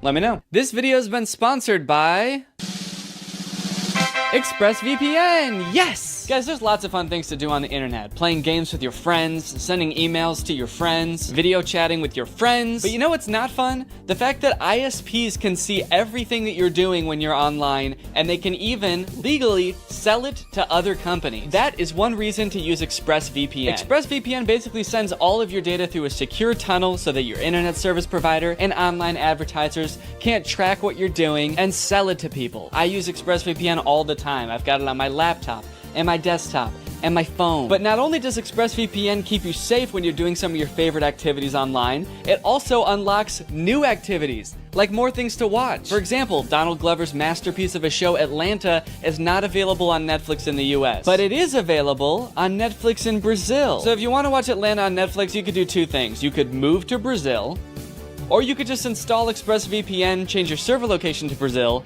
and now you can watch it. You know, I mean, you can pick whichever one you want to do, but I think ExpressVPN would be easier. ExpressVPN's got the fastest speeds, they've got 24/7 customer support, and they're consistently ranked the #1 VPN by multiple sources, as you can clearly see here. So if you want to find out how you can get 3 months of ExpressVPN for free, then head on over to expressvpn.com/Danny Gonzalez. That's expressvpn.com/Danny Gonzalez. Thank you to ExpressVPN for sponsoring this video, and thank you to you guys for checking out ExpressVPN. Bye, thanks for watching. What's up, Greg, and the Toy Story ride or something like that. But today I wanted to sort of dive into some of the urban legends surrounding the Disney parks. Mostly the strange things that Disney adults do at the Disney parks. Although some of these things are so weird that I hesitate to call these people Disney adults, some of these things are a little extreme. Kind of feel like I should call them something else. These people are like Disney extremists or something. I don't know. The first one, like I said, women flock to Disneyland to give birth and get a lifetime free ticket, which is such a bad idea on its face. Like, please give birth in a hospital, give birth where there are like medical professionals around and not like a chipmunk. And the worst part of it is obviously this perk is an urban myth and does not exist. This is not a real thing. Laboring women have shown up at Disneyland in the hope that their bub will be born there and get a lifetime free ticket. But guess what? That perk is an urban myth and does not exist. Important to note, this article is Australian. That's why they're calling the baby bub. They're talking about a baby there. They're not talking about like a bottle of champagne or something. I'm going to Disneyland and giving birth to that bubbly dude, which is also what I call having a fart. I just gave birth to a bubbly. As a veteran of the pregnancy game, I know for sure that the journey to motherhood, okay, that's a weird way to say I've given birth before, or just that I am a mom. As a veteran to the pregnancy game. So you have kids, right? Me? Yep, yeah, that's right. I've done 3 tours of pregnancy. I've seen shit you cannot imagine. The pain, the screaming. Yeah, I've heard childbirth can be pretty tough. The innocent lives lost. Oh. What? The airstrikes. So many civilian casualties. Are we still talking about giving birth? Yes. Laboring women are racing to Disneyland's gates in hopes that if their baby is born there, they will secure their child a lifetime pass. Okay, so the article goes on to describe that there are people that have given birth at Disneyland before, and people have tried to replicate it and give birth at Disneyland, and they've gotten caught, and it hasn't gone well. I do feel like the article is over-exaggerating, though, saying that laboring women are racing to Disneyland's gates. Like, pregnant women have, like, the baby already coming out and they're shoving it back in, like running into Disneyland. There's just like a crowd of angry mothers-to-be banging on the gates in front of Disneyland. Let us in! We must release our spawn! Like making a break to the Pirates of the Caribbean ride to do a water birth. I just feel like they're exaggerating a little bit. I don't know if I would characterize it quite like that. So you're probably wondering how this rumor started. Like, did Disney ever at one point give a lifetime pass to someone whose baby was born at Disneyland? Well, I will let this TikTok explain that. Today in Disney history, the very first Disneyland baby was born. Rosa Salcedo gave birth to a 6-pound,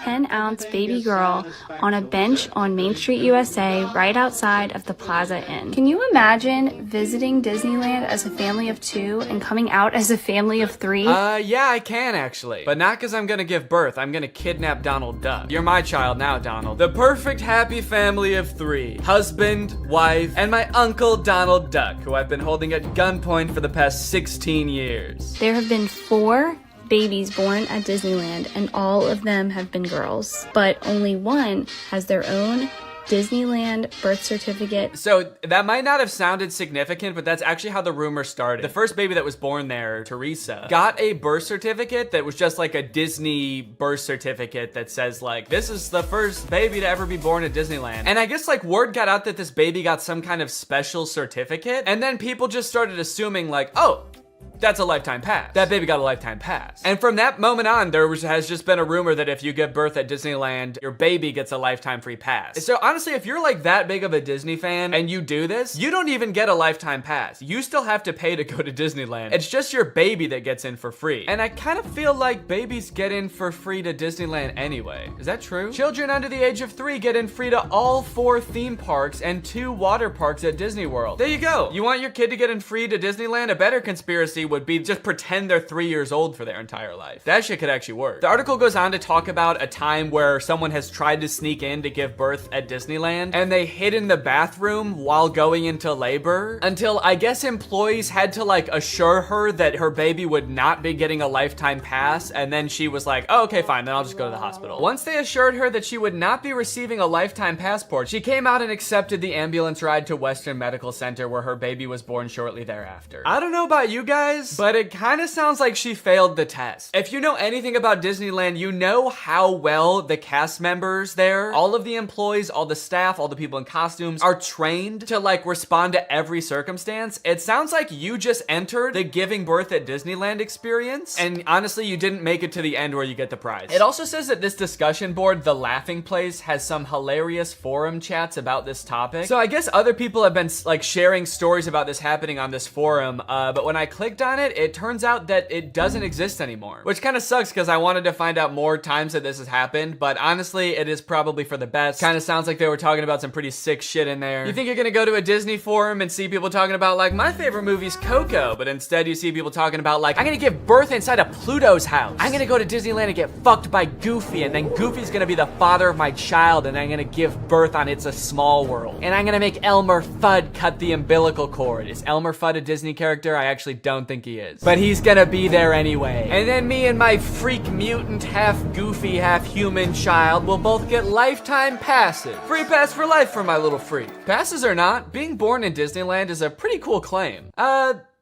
Yeah, I mean, I guess so. The way this is written, it kind of makes it sound like, so you might not get a free pass, but I don't know, it's worth a shot. You might want to do it anyway, just for shits. I've actually found a little bit of discussion about this on TikTok as well. Quick question, what's stopping me from giving birth in Disney World? Like in the Magic Kingdom, on a ride, in the up couple. I think this TikTok in particular is a joke, but the comments under this TikTok are actually very interesting. I went into labor at Disney. They were not cool about it. And people like responded asking her to elaborate, and she goes on to detail her experience going into labor at Disney. And from her experience, it kind of sounds like the second anybody starts going into labor at Disney now because of this conspiracy, the entire staff immediately flips and like makes it their top priority to get you out of the park and like to a hospital to give birth. And I guess that sometimes they can be so rushed trying to get you out of the park that it comes off as rude, but obviously they're just like concerned for your health. They also don't want this rumor escalating of like people giving birth getting a free pass. And also it's just like people in sweaty mascot costumes trying to not deliver a baby because that's not their job. So sometimes I guess it comes off as rude. But the funny thing is, from this woman's entire explanation, it sounds like she didn't even know that this urban legend was a thing. So in her head, I guess she just like broke some unspoken rule at Disneyland that she had no idea about and made the entire staff of the happiest place on earth turn on her in an instant, which is so funny to me. Hello there, what can I get for you? Yeah, can I just get a medium root beer, please? Oh,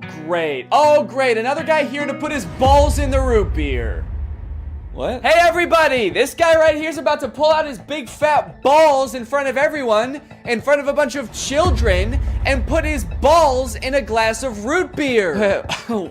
Why would I do that? Don't play dumb. I'm not playing dumb. I am dumb in this situation. You've clearly heard that if you put your stupid fat balls— why do you keep calling them fat? In the root beer at Disneyland, you get to spend the night with Minnie Mouse. Oh, what the fuck? No, I just wanted some root beer. Is that true? No, it's an urban legend. But no matter how many times we tell people it's not true, we still get perverts like you coming to Disneyland, ordering root beer just so they can put their stupid— don't call them fat— fat balls in it!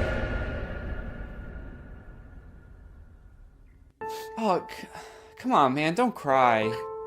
I already am. Why do you still sell root beer if this keeps happening? Because if you shit in the root beer, you actually do get a free fast pass for Space Mountain. Okay, I don't want to put my balls in root beer, and I definitely don't want to shit in the root beer, okay? I legitimately just want to drink some root beer. Oh. Sorry, my bad, man. I didn't know. Okay, well, that's literally what I asked for, so here you go. Ah, what the fuck is that? It's Walt Disney's head. You said the secret code, so here's his head. No, root beer. What? I wanted root beer. I wanted to drink root beer. So no head? No. Overall, pretty disappointing that anyone actually believed this in the first place. In what world would Disney want to foster an environment where mothers are coming into their park, their theme park, to try to give birth? Especially if they're not like billing it back to the person that gave birth and being like, okay, here's your hospital bill, and because it's Disney, it was $1 million. Now, by now, it should be no surprise to you that there are some people in this world that want to spend every waking moment of their lives at Disneyland, especially their most precious moments in life, which is why you can also get married at Disneyland. Let's take a look at some of the craziest places you can get married at Disney World. Starting at $12,000, you can get married at the Haunted Mansion in Disney World. But just like expecting mothers trying to sneak into the bathroom to pop out a quick person, couples are of course also trying to cheat the system and avoid paying to have their wedding at Disney. So they'll just like sneak in with like themselves, maybe a couple family members and an officiant, and just like have the wedding in like a somewhat secluded area of the park. Here we have an article that details a San Diego couple sharing their secret Disneyland wedding story. Not many people can say they secretly got married in Disneyland's Sleeping Beauty Castle. 2 years ago, Gabriel and Andrea had been saving up for their dream wedding at Disneyland. However, when they began looking for wedding options at the park, the couple said that the cheapest option was $12,000. Instead, they decided to spend their life savings on a house. Great move, honestly. No complaints so far. That's a very wise choice. So Gabriel and Andrea decided to have a secret wedding at Disneyland. The couple gathered Gabriel's oldest daughter, an ordained minister, a witness, and packed their bags, heading for Disneyland for what they called a guerrilla-style wedding. Now, I don't know much about weddings. I've only had one, but I do know that you don't generally want to have them guerrilla style. Like when we were planning our wedding, that word almost never came up, I don't think. Just imagining them describing their wedding afterwards, like, yeah, it was so romantic. We hid in the bushes for 8 hours in the hot Florida sun wearing camo paint, waiting for the crowds to die down. You know, just sort of waiting out the crowds and the gunshots, the airstrikes. Airstrikes? Then we popped out and I said I do. Happiest day of my life. Here's my favorite picture of the big day. Now buckle up because this next urban legend is about to get nasty. Quite literally, this is disgusting. Like I said, the most devoted Disney fans would probably spend forever at Disney if they could, but maybe they can. For years and years, the Haunted Mansion has been the home to an endless supply of Disney myths and legends. But the attraction's most prevalent and persistent rumor is that guests regularly spread the remains of their friends and family inside the ride. This can't be true though, right? It is 100% true. Yes, that is right, and I don't want to bash anybody's final wishes. I know that that's a very personal thing, but spreading human remains in a public place that people are like walking around and touching? Please don't do that. Or you know what, I should say, because I feel bad for people who are just trying to honor their dead relatives' wishes or whatever. If you're alive still and you're watching this video and that's gonna be in your will, please take it out. Don't make people do that on your behalf. Honestly, I am a little relieved that people are sticking to like spreading ashes at least, because there are a lot of different ways to dispose of a body. It was actually my grandpa's greatest wish to be laid to rest at Disney. Oh, that's sweet. You're gonna scatter his ashes around at the park? Not exactly. The Haunted Mansion probably has so much human ashes in it, it's not even funny, said one Disneyland custodian. Blech! That is the nastiest thing. Oh my God. Don't do that. Do not do that. Please. People scatter their loved ones' ashes in the Disney parks monthly. Can you imagine just like being on a ride and the person next to you is dumping out ashes? Disney employees are literally aware of this too. They have to follow special protocols every time this happens. The custodians are used to identifying and vacuuming up these ashes. I don't know why I was surprised to hear they vacuum them up. Of course they do. It's a literal human corpse, basically. Of course they get rid of it. The people who are like requesting this happen to their bodies must know this, right? They must know that some custodian that does not willingly work in like a morgue or something is going to have to take care of that. This sounds awful for everyone. If you're the custodian, you have to vacuum it up, but if you're the person that just lost someone you care about, you have to know that they're just gonna vacuum it up. They might even make you watch. They have you come identify all the places that you scattered the remains, and then they just like make eye contact with you while they're vacuuming it up. This is going in the garbage now. We're gonna throw this in the garbage now. Say bye-bye. So when you're laying them to rest in the happiest place on earth, you're actually condemning them to forever in the suckiest place in the world. Yes, that is a very funny joke. And people will put them anywhere too. Like flower beds, bushes, the lawn at Magic Kingdom, outside the park gates. Outside the park gates? They'll put this shit anywhere too, outside the park gates, on the highway on the way home, the McDonald's across the street, Universal Studios, shit anywhere. It doesn't really matter. I feel so bad for the employees that have to deal with this, honestly. That would be so scary. Honestly, even as a patron, I honestly like going to Disneyland every once in a while. I think it's pretty fun. But next time I go, I am going to be terrified that I'm like touching human remains at all times. Especially now knowing that they put them everywhere. I'm gonna be eating a turkey leg and wondering like, is this actually some guy's leg? They're most frequently dispersed around the Haunted Mansion, which is kind of perfect if you ask me. Okay, this girl's actually a little bit too into it. But now this whole ashes thing, which is not really an urban legend, is actually true, has actually spawned urban legends out of it, as you can see here. Have you heard of the legend of the crying boy at the Haunted Mansion in Disneyland? The story goes a mother spread her son's ashes without permission from Disneyland, and you can see him crying as you're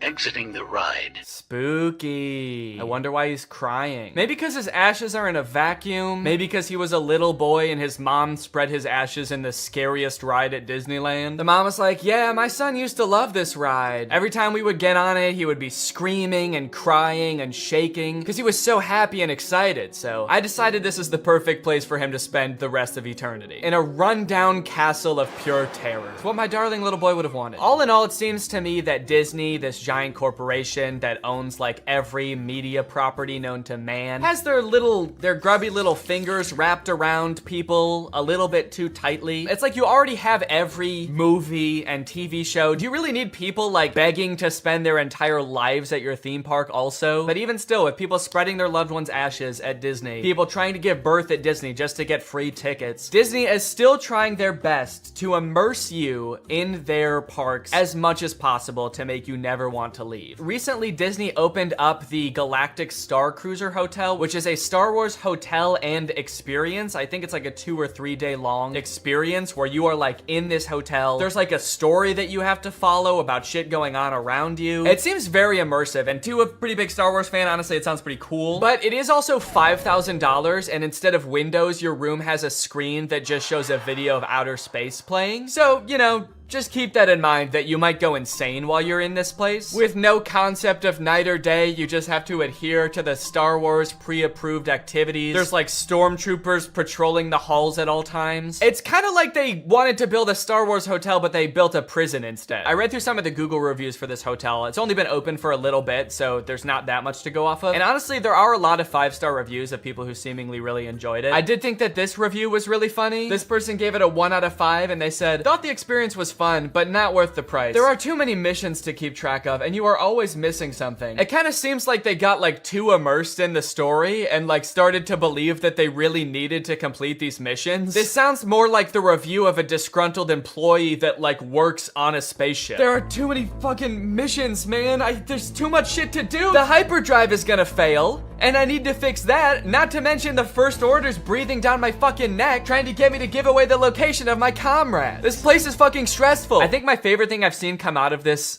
Star Wars hotel is this apparently now deleted ad for the experience that says, strike unlikely alliances in your very own Star Wars story. Apparently when you come in, you can decide if you want to be like on the good side or the bad side. So this ad, holy shit, this place is metal, dude. This goes hard. It's crazy to me that you actually can choose to be on the side of like the evil intergalactic fascists, basically. You and your preteen daughter can don First Order uniforms and betray one of your favorite character's trusts, Chewbacca, giving away his location and leading the First Order directly to him, who will take him away to be tortured and then eventually executed. It might be a little too immersive. It might be. We're gonna start hearing people come back and you're gonna be like, how was your trip? You went to the Star Wars hotel, right? And they'll be like, the guilt over my actions will haunt me forever. But I did what I had to do. It was honestly fucking sick. I loved it. And honestly, like, if someone offered to bring me there for free, would I go? Yes, I probably would. Yeah, honestly, I would like to go 100%. I would like to go. And as if living in an intergalactic prison day-to-day life is curated by Disney. Oh gosh. I feel like we have so much chemistry together. Me too. This has been great. This date was a lot of fun. I really haven't connected with anyone like this in a long time. Fantastic. How likely would you be to recommend this experience to a friend? What? On a scale from 1 to 10, how would you rate my performance? Performance? I thought you were just like genuinely interested in me, like romantically. Oh, perfect. So a 10 then? I really opened up to you. And you opened up to me. That's all just part of the story living experience. It's Disney magic. So that whole story you told me about how sad you were that you had to release your pet into the wild because it had grown to be wild. That was the plot of The Fox and the Hound. What the fuck is wrong with you? Thank you for riding Disney's Love Connection. Please make sure you pick up all your belongings as you exit the ride. Are you an animatronic? Please do not try to fuck any of the animatronics. Are you all animatronic? Have a lovely day here at Am I the only person that lives here? Anyway, that's the end of the video. It's time to talk about our sponsor. What's up? It's me, a hacker, and I'm so excited to steal your data because you don't have today's sponsor, ExpressVPN. You see, sending data over an unencrypted network is a lot like sending a postcard. There's no envelope to cover up your info and protect your sacred message. So any old creep with a little bit of basic computer knowledge and a little bit of free time can come along and check out all of your private information. I'm talking passwords, financial details, hell, emails. I'm gonna look at all of it. I'm doing it right now. Hey guys, I was just kidding. It's just me, Danny. Well, I wasn't kidding about most of it actually. Just the part about me being a hacker, but the rest of it is true. Oh, there's not enough light on my face now. Can I just sort of illuminate my face with this? Luckily, today's sponsor, ExpressVPN, is here to help. Because ExpressVPN encrypts all of your network data with their best-in-class encryption. It would literally take a hacker using a supercomputer billions of years to crack this encryption. ExpressVPN has the fastest speeds out there. They've got 24/7 customer support, and ExpressVPN is extremely easy to use. You can fire it up and get connected with just one click. I've got ExpressVPN on every device that can have it, just to have a little bit of extra peace of mind when I'm out and about, especially on public Wi-Fi. So if you want to find out how you can get 3 months of ExpressVPN for free, then head on over to the link in the description. That's expressvpn.com/Danny Gonzalez. That's expressvpn.com/Danny Gonzalez. Thank you, ExpressVPN, so much for keeping us safe, but also sponsoring this video. Thank you to you guys for checking out ExpressVPN. When you click on the link, it really helps to support my channel, so thank you for that. All right, thank you guys for watching this video. I hope you enjoyed it. If you're new here and you're not subscribed yet, make sure you subscribe and turn on my notifications to join Greg. Greg is what I call my army here on YouTube. We are a ruthless army whose violence and terror knows no bounds. Please subscribe and turn on my notifications to join, and I will see you next time. Bye-bye.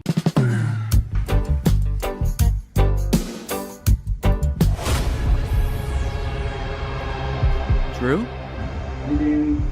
What the hell are you doing here? I was gonna watch your video. The one that I'm about to film? Yeah, I watch all your videos. All right, well, I mean, do you want to come down here and be in it? No, that's all right. Okay, well, fine, that's okay. Sure. Okay, I'll do it. What's up, Greg? Welcome back to my YouTube channel here on youtube.gov. I'm here today, as you can see, with a very special guest. Can't wait to see who the special guest is. I'm just kidding, guys. Or Danny? Danny, the camera's over there. You don't want to look at the camera right there. No blinking. No blinking. It's disrespectful. Yeah, I got a special guest here, Drew Gooden. Everybody say hi. And I had kind of a fun idea to film for a video today. Today, we are going to be speed running conspiracy theory rabbit holes. I don't want to look at a rabbit's hole. Can we start the video over? I don't want to look at a rabbit's hole. I want to look at a rabbit's dick. Yeah. Well, I'll look at the hole if it's attached to the dick. Mm-hmm. But not any other. Are we washed?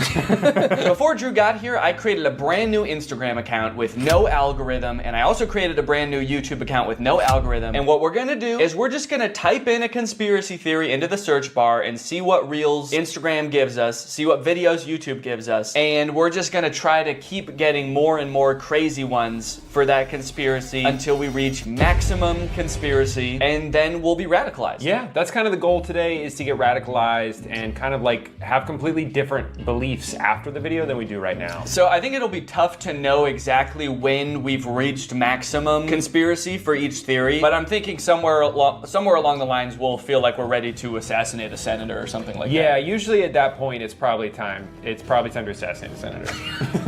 That's usually how I know it's time to assassinate. Yeah, once I want to. Well, I guess the most basic conspiracy that we could start with is flat Earth. To me, it's not even a conspiracy theory. Because if the Earth wasn't flat, I'd fall over. Not fall off, you'd fall over. I'd fall over because of the slope. Have you ever tried to walk up a hill? And don't say that hills is proof that the Earth is curved. No, every time I've walked up a hill, I fell over. Exactly. So, what are we just going to search flat Earth or flat Earth? I guess it's kind of telling what the fittest flat earther. If someone has a conspiracy theory, I will only believe them if they're in really good shape. All right, we're just gonna search flat Earth. I guess we could go through some of these pictures, but really what I'm looking for is an Instagram reel. I see the craziest stuff on Instagram. Are you yawning already? I'm so bored. 33rd degree Freemasons, who are also Satanists, provided us with the glow model to deceive and mislead us. Oh. Yeah, so the round Earth is like a prank by the 33rd degree Freemasons who are also Satanists. Yeah. I like the first comment. I'd love to learn more facts around this. People think I'm wacko for suggesting the Earth could be flat. You are. Can you downvote on here? You're saying he harmed an animal? Yeah. Yeah, that comment pissed me off so much, I'm gonna go kick my dog. Yeah, it's his fault. What is the photo? These are all different ancient civilizations, how they thought the Earth looked, which is all flat. Oh, so it's sort of like this many people can't be wrong kind of thing. Yeah, even though they are all wrong. What's going on with the Australian? If you live in Australia and you watch my YouTube videos, stop. They probably watch them backwards too, because everything's upside down. Yeah, toilet flushes the wrong way. When you poop the toilet, it just comes out. I am so tired of it. I make a mess every time. So this is interesting. So Mars is like a hexagon? How can we view Mars and the other planets as mere balls of dust or gas? I'm gonna start saying that about my own balls. How can you see these as mere balls of dust and gas? Instead of what they really are. balls of skin and cum. If gas on Earth isn't significantly affected by gravity, how is it possible that Jupiter, supposedly a massive ball of gas, has a gravitational force 2.5 times smaller than Earth? It's all a lie. Space is fake. Alright, they had me until space is fake. I know space is real. I know space is real. That's where God lives. That's where God lives. Wait. Space is fake, but even in their own picture, they say this is Mars. They know that Mars is real. Then where is Mars? Australia, maybe? Oh, so Australia's not flat then. So maybe the Earth is shaped like this, and we're here, Australia's here, and that's where Mars is. Oh. When did you learn how to do that accent? I just freestyled it. That's crazy. Is that what they sound like there? That's hilarious. Mars. Well, where the frick are the reels? I thought they were gonna be... shit, I don't know how Instagram works. Where's the videos? Maybe now that I've searched it, it's gonna be my reels.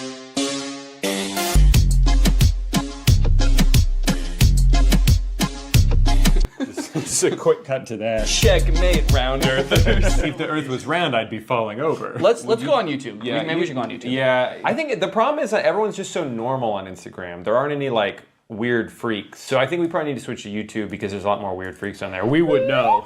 We can speak. We can attest to that. We can attest to that because there's at least 2 weird freaks on there with YouTube channels. Our toes are interlocked right now. That's how weird we are. Because if we let go, I'll fall down. So we created this Instagram account or this YouTube account from scratch. The only thing that we've looked up on it so far is Drew looked up Justin Bieber slowed down 800 times. It's beautiful. And it's beautiful. And we also listened to Sneaker Night by Vanessa Hudgens. Yeah, that was also my idea. So the results might be a little bit skewed towards Vanessa Hudgens' Sneaker Night. Mm-hmm. That's not like part of the conspiracy. That's my own mistake. I messed up. But from here on out, we're not going to influence it anymore in any way at all. Okay, now I'll search flat Earth. Okay. That's how Vanessa Hudgens radicalizes people. So hold on. Yeah, okay, even the YouTube search is biased against flat Earth. It doesn't even, like, we're trying to view it objectively, but it's like, oh, flat Earther debunked. Yeah. Flat Earthers funny moments. Flat Earth Dave. It's like, let me find out who Dave is. All right, we're gonna search flat Earth. You know, do you ever do something and you think to yourself, like, I'm probably the first person to ever do this? Oh, yeah. I have to imagine we're the first people to ever search flat Earth from the Sneaker Night watch page. Like, inspired by this song. That reminds me. I need to do my own research. Oh, it's Phil from Amazing Race. All right, well, we gotta hear him out. We gotta hear him out. You'd think that with the beautiful photographs that we have of our round blue planet, it would convince any doubters. Oh, he doesn't believe in the flat Earth either? How did he get a job then? And he's seen more of the Earth than most people because he does the Amazing Race, so you'd think he'd have some common sense. You'd think so. Well, hold on. Wait a minute. He works for CBS. Look up CBS's logo. Mm-hmm. Look up CBS's logo. This? Don't keep going. No! Stop! You're getting distracted. All right, look up CBS's logo. It's Big Brother. See, you think that Big Brother is gonna let you think independently? No, they're gonna open your noggin up, they're gonna fill it with all the thoughts they want you to have, and Phil is part of it. But probably Jeff Probst isn't too, right?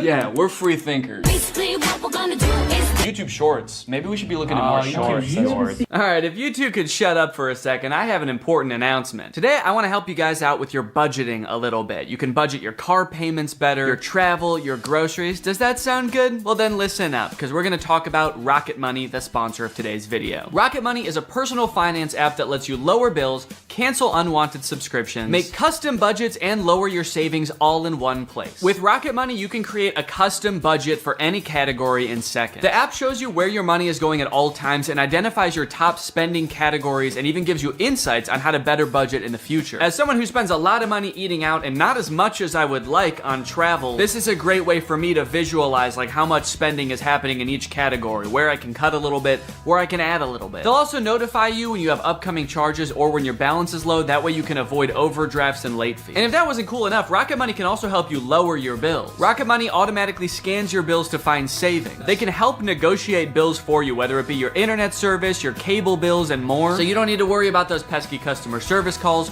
Rocket Money's gonna get in there for you and negotiate the best possible rate for you. This is great for me personally because I am notoriously bad at looking for deals. I don't like to haggle. I don't like to negotiate, so the fact that this is built into the app makes it so much easier for me to know that I'm getting getting a good deal. So to save more and spend less, join the over 5 million members using Rocket Money today. Go to rocketmoney.com/Danny or use the link in the description to get started for free. Flat earthers, or some of them, believe that beyond the ice wall is this other world. I feel like that outer world thing, I've heard of this, but I've only heard of it recently. I wonder if that's like a new lore that just dropped, because I thought that the ice shelf was supposed to be the end, and then they were like, no, not only that, we know about Acton. And then there's another wall around here, and then Osiris is out on the outside. Do you think the flat earth conventions are just people trying to one-up each other with the amount of knowledge they know about the outer ring? Oh, you think this is the last ice wall? There's one more. Nope, there's actually 2 more. There's actually 3 more, and at that one, it loops back around and you're here again. That's more interesting than the Earth being flat, is that if you just keep going, well, that actually is just with the Earth, is if you keep going along the Earth, you end up back where you started. So we kind of all believe the same thing. They just have more ice walls in their theory. Talking about how there was this one man that went to Antarctica on his expedition back in the day, and I can't remember his name. Flat Earth. Can't remember his name. Can't remember name. Sneaker Night Extended Cut. I can't remember his name. It was probably Vanessa Hudgens. Vanessa Hudgens, Sneaker Night. Proof of Sneaker Night. Internet famous flat earther has gone all the way to Antarctica to put his theory to the test. And he proved himself wrong. They always prove themselves wrong. I want someone to prove himself right. Just once, please. Just once. I mean, that's the thing though, is like the internet is so, it creates little bubbles for you. Mm-hmm. So if we did have an algorithm that was pro flat earth, it would be littered with flat earth videos, and we would be like, this all confirms what I already believe. Where's that guy's mouth? Yeah, if the earth is round, where's that guy's mouth? Well, gravity's still technically a theory. We know that there's an up and a down. As far as Coriolis, I was in the military and I've shot weapons and... She's just threatening him. Yeah. So basically, you're gonna believe what I believe because I have a lot of experience with guns and missiles. As far as Coriolis, I'm gonna fucking kill you. What kind of weapons, if you don't mind me asking? Like ICBMs? Well, I'm wearing a vest with a bomb on it right now. Okay. What will it take for you to detonate that? If you say one thing that makes me question my beliefs, I'm gonna kill all of us. Okay. And so how do you feel about sunsets? They think that there's like these enormous structures. It ignores something that everyone knows. There's this enormous water table that's underneath the pyramids. What's a water table? It just means that there's like water, like a well of water. I think because of the Nile. Like, you know how when you're at the beach, if you're not at the water, but you dig a hole, there's water under there because you're close to the water. So the pyramids, if you dig below it, eventually you get to water. Right, and so there couldn't possibly be like a big guy down there. Oh, right, because he would have drowned? Okay, next conspiracy, aliens. What should we Google aliens-wise? Aliens wise? Are aliens wise? Aliens wise? Yeah. Are octopuses alien A creatures? group of scientists that were speculating that octopi had come from somewhere else, and frozen eggs had actually come from somewhere else. And the reason behind this theory is that octopuses are freaking weird. It's like that. How could something like that exist on Earth? Because they look so fucking weird. They must have come from some octopus-shaped planet. And also, if the Earth is flat, how could there be? So hold on. Can you? I need silence. Were you gonna say, can you call me back? Can you call? I'll call you back later. I've heard theories like this before about like some life coming from other planets. There's a theory that like all life comes from another planet. Like an asteroid had life on it and came from some other planet after like it got hit by a meteor, and then that came here, and that's how life started on Earth. And to me, that just feels so lazy. They're like, how did life start on this planet? It came from a different one, and that's all we need to figure out. Right, but then because then it's like, well, how did it start on that planet? An asteroid. Oh, from a different planet? Yeah, that makes sense. Okay, well then follow-up question, how did it start on that original planet? Like, where did it come from? God drew. God drew what? God drew an asteroid that came from another planet. The octopus is still extremely similar biologically to us. You look at an octopus cell under a microscope and you wouldn't be able to tell the difference. Right. Yeah, but you know, when you can tell the difference, when you fucking look at an octopus and you look at a human. We're not so different, you and I. If I look at you like this. I can't see shit. You might as well be an octopus up against my face. Veteran describes strange alien encounter in Vietnam. I like that strange is in all caps. What if it just said, veteran describes pretty normal alien encounter in Vietnam? They should have done veteran in all caps out of respect. And we should probably stand for this out of respect. Yeah, I think so. Whoa! Dude, it's not flat at all in here. There in the shrubbery, coming out of it, are little gray entities about 4 foot tall. That's how I'm trying to be. Oh, you're just saluting? Till the day I die, I'll remember what the little entity said to me. And the way he said it, it was like, Clifford. He was like, I'll never forget what this little guy said to me and the way he said it. Yeah, he said, and then he blew up. He exploded. I think he was asking for help. I'm gonna explode. I'll never forget that. And the way he said it, it was like, Clifford, you are not supposed to be here. I mean, he's right, we weren't. You normally don't carry your weapon on full automatic. I put it on full automatic and I started to fire, and I yelled out, VC, VC. And that was to alert the other troops that we were no longer alone, that there were a number of little guys there, I'll put it that way. I'll put it that way. I'll put it away your brain can understand. Little guys. So the alien said, what are you doing here, Clifford? And that's how I knew he wasn't from Earth. It was dark. There was a small guy in the bushes who asked me what I was doing here. Gotta be an alien. Gotta kill the alien. Gotta kill him. Oh, he already exploded. Job's done. Said, even though we're at war, we don't put our weapons on full automatic. I did just for this guy and no one else. And I killed him. Also, is this guy's name Clifford, or did it? His name's just Veteran, as far as I know. That could be why he's so confused, too. Yeah. I'm not fucking Clifford! You are not supposed to be here. I feel like this illustration's doing a lot of heavy lifting in this story. He's just describing a pretty normal encounter, but then because of the illustration of aliens, it's like, man, they must have been aliens. Yeah, a little guy came out of the bushes. He looked like a regular Vietnamese man, and the picture is of like an octopus. So all of the comments believe him and are pissed. They're like, way to go, Clifford. The little dudes were trying to bring about peace on Earth, and you blasted them. Like, way to go, man. We almost had peace. And you gave them a demonstration that we are a species not to be trusted or helped. Good job, Clifford. They're like, your story is 100% real, and we hate you. Well, and then this person's on his side. It's like, he's been consistent about these events ever since they happened. Yeah, because that's how he remembers it. You can still be consistent about something that didn't happen. Wasn't used to the ganja. Just imagine smoking this 35% THC they smoked back in 1980 when they smoked weed that had to be 6 to 8% THC. I am sure I would have seen some crazy shit. And let's go ahead and report him for animal abuse. More like plant abuse, because he's smoking the shit out of that ganja. Ganja! That explains who are the gray aliens. Okay, yeah. Well that'll be helpful because the last one was about the gray aliens. How exactly do you become an expert in that? Do you think it's Clifford again? Yeah, well he definitely seemed to have a lot of expertise because he saw them with his own 2 eyes. And he shot them with his own one gun. Oh my God. Gray aliens are perhaps the most commonly encountered extraterrestrial species that we know, named for the coloration of their skin. Oh, they're gray aliens because they're gray aliens. That they've been hybridized multiple times, and we're seeing a lot of different types of features. So there's a basic... I can't get into them now, but we're seeing many types of features. As this is only a YouTube short, I simply don't have time to go into great detail. Wait, my son got kidnapped by them. When he was 9 years old, he was missing for a day. He told us that they have created us humans and need to create more humans in other planets and need his blood. I believe my son. Let's click on this guy's profile.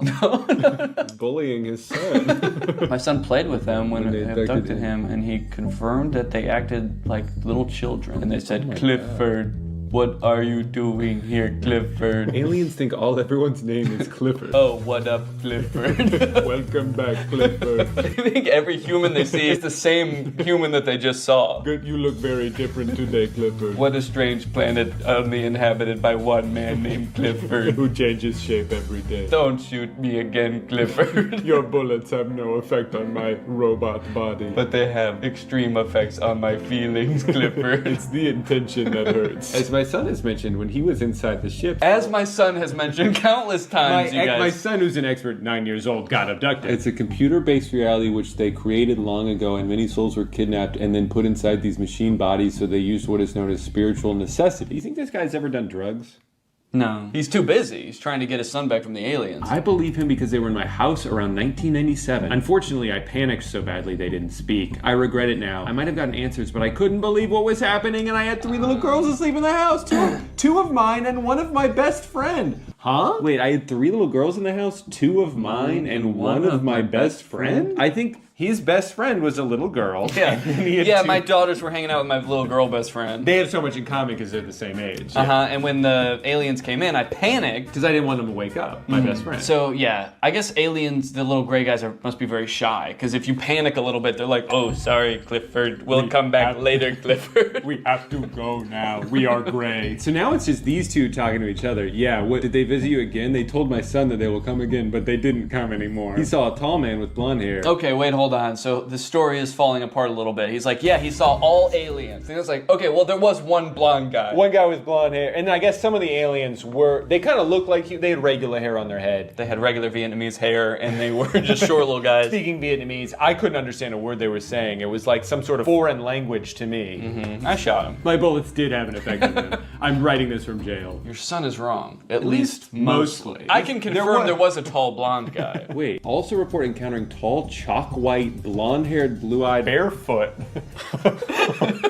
Barefoot. So he's saying that people who were abducted by the gray aliens often report the presence of a Drew-like entity as well. Yeah, and that is how they refer me, as the Shining One. And they do not blink. But I don't know, I blink. What was it that you said to me when I started recording this video? No blinking, it's disrespectful. No blinking, it's disrespectful. I have to go. I've been found out. I never should have agreed to do a conspiracy video with you. It was only a matter of time. Yeah. Channeling Bashar has definitely changed my life in profound ways. Now, again, not everyone has to believe that Bashar is real. That's good. Yeah, that really works out for him, whether you believe me or not. That's the great thing about being crazy, is that you can believe whatever you want, and even if other people don't believe it. Even if it makes no sense, it doesn't matter to you. So he delivers information, which he sometimes calls an instruction manual or the formula. And when people follow it as precisely as possible with an open mind. That's such a great cap. And this is the most state-of-the-art VR headset on the market today, and I am its newest and proudest owner. The reason I went out and got this headset is because I want to experience the worst VR games in existence. I've done other videos before about trying bad iPhone games, but I have a feeling that VR games are gonna be so much worse. Because sure, those games have had bad graphics and glitches and didn't make any sense, but imagine strapping all of those things to your eyeball. I think these games, if they're really bad, might be the worst gaming experience possible. Or maybe they'll actually be really good. I'm not actually sure. This is the first game I'm gonna play. It's called Eastwood VR. I found this game by going to Steam's VR section. I searched shooter, and then I scrolled all the way down to the bottom to find the worst reviewed game. As you can see, it says 18% of the 11 user reviews for this game are positive. Let's check out the trailer.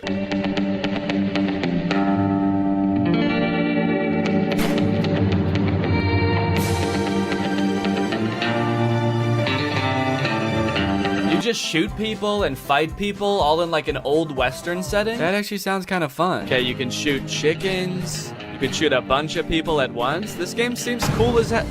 Wait, who is that? What is that guy? Are those...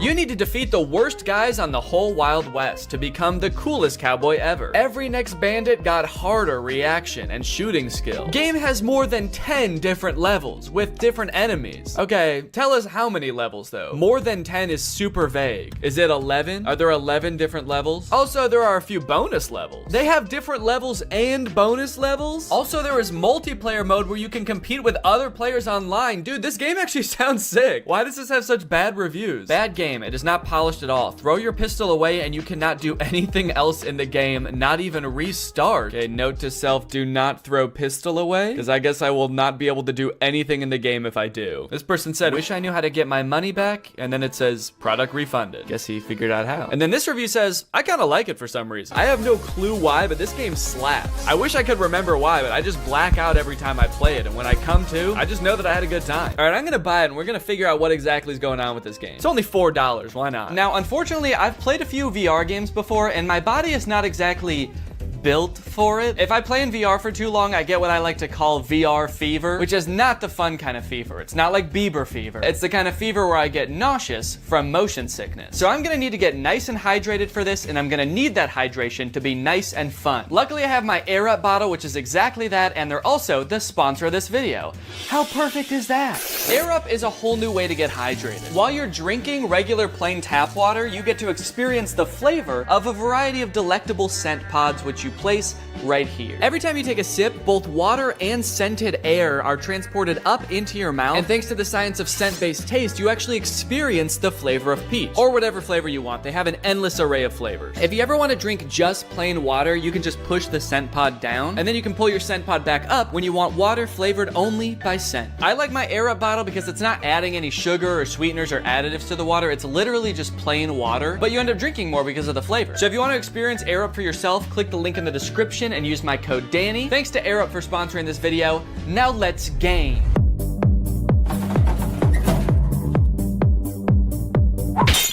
It's time to play some Eastwood VR! Entering the Wild West world of Eastwood VR, I was immediately greeted by the most aggressive NPC I've ever come across. Bitch! Oh my god.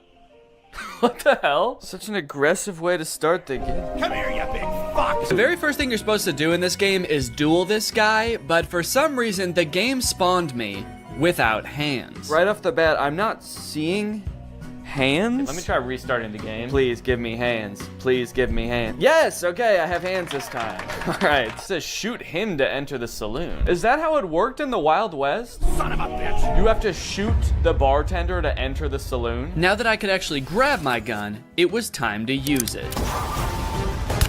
Oh, to do so, you must wait for the round to start. There's a little countdown and then a whistle. And then you have to pick up your gun and shoot him before he can shoot you. Dude! This took a little bit too long to figure out, honestly. Don't know what I did wrong that time. Come here, you big fuck! Easy.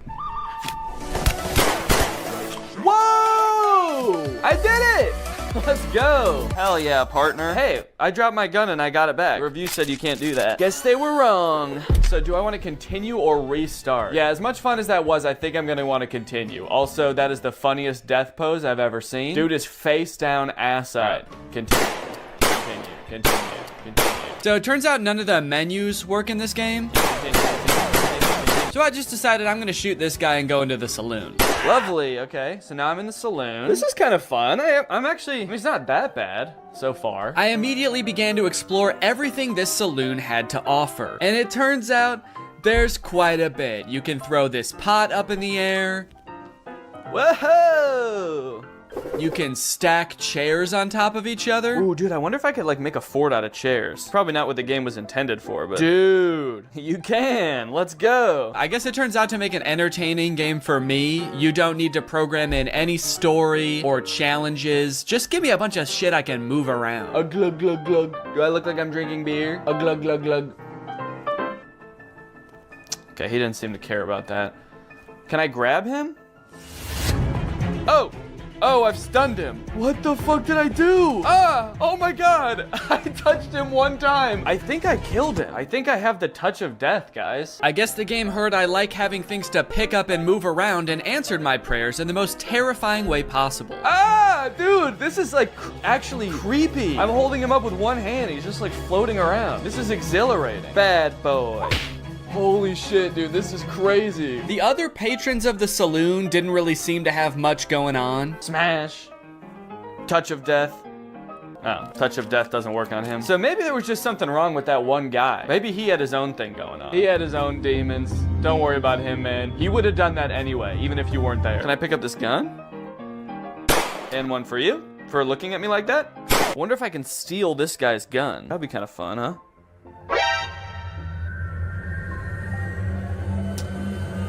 Okay, that's funny. On the wall of the saloon, there's a list of other bandits you can duel with. Oh, okay. And I guess that's how we start them. Son of a bitch. Oh my god. This guy was equally mean, but a little bit more whispery. Son of a bitch. And about 100,000 times harder to kill. Oh my, whoa! That was so fast. What? Dude, I can't even shoot one bullet in the time it takes for him to like shoot like 12 at me. On top of that, that zombie level that was advertised on Steam is nowhere to be found in this game. I'm kind of curious about the zombie one, but I'm actually not seeing that on here. I did, however, find the chicken game. Kill all chicks. Finally, after a stressful time in that saloon, it was time to blow off some steam. Nice done. Thank you. Your score is 1225. You are better than 0% other players. That kind of makes the nice done seem sarcastic.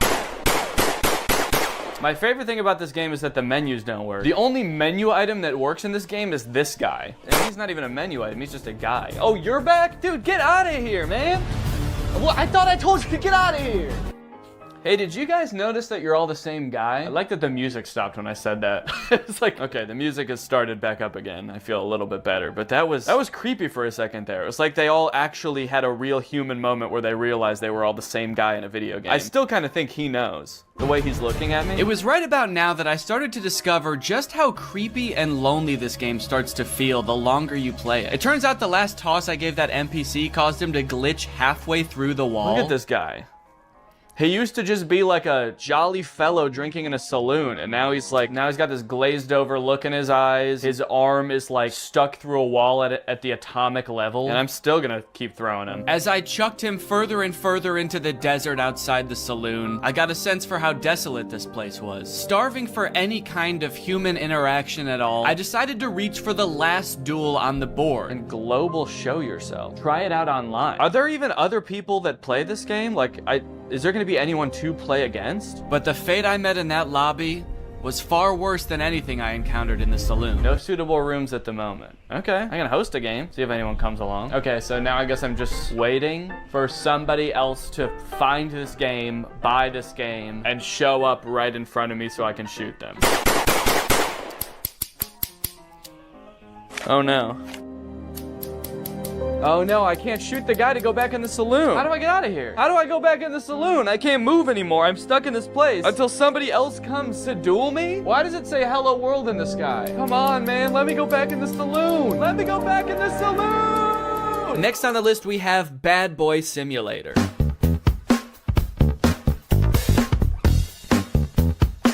Okay, so it looks like a game where you spend all of your time in one classroom just tormenting the teacher and students with chemical weapons. This game looks insane. Also, what is this glove? Are we playing as a supervillain?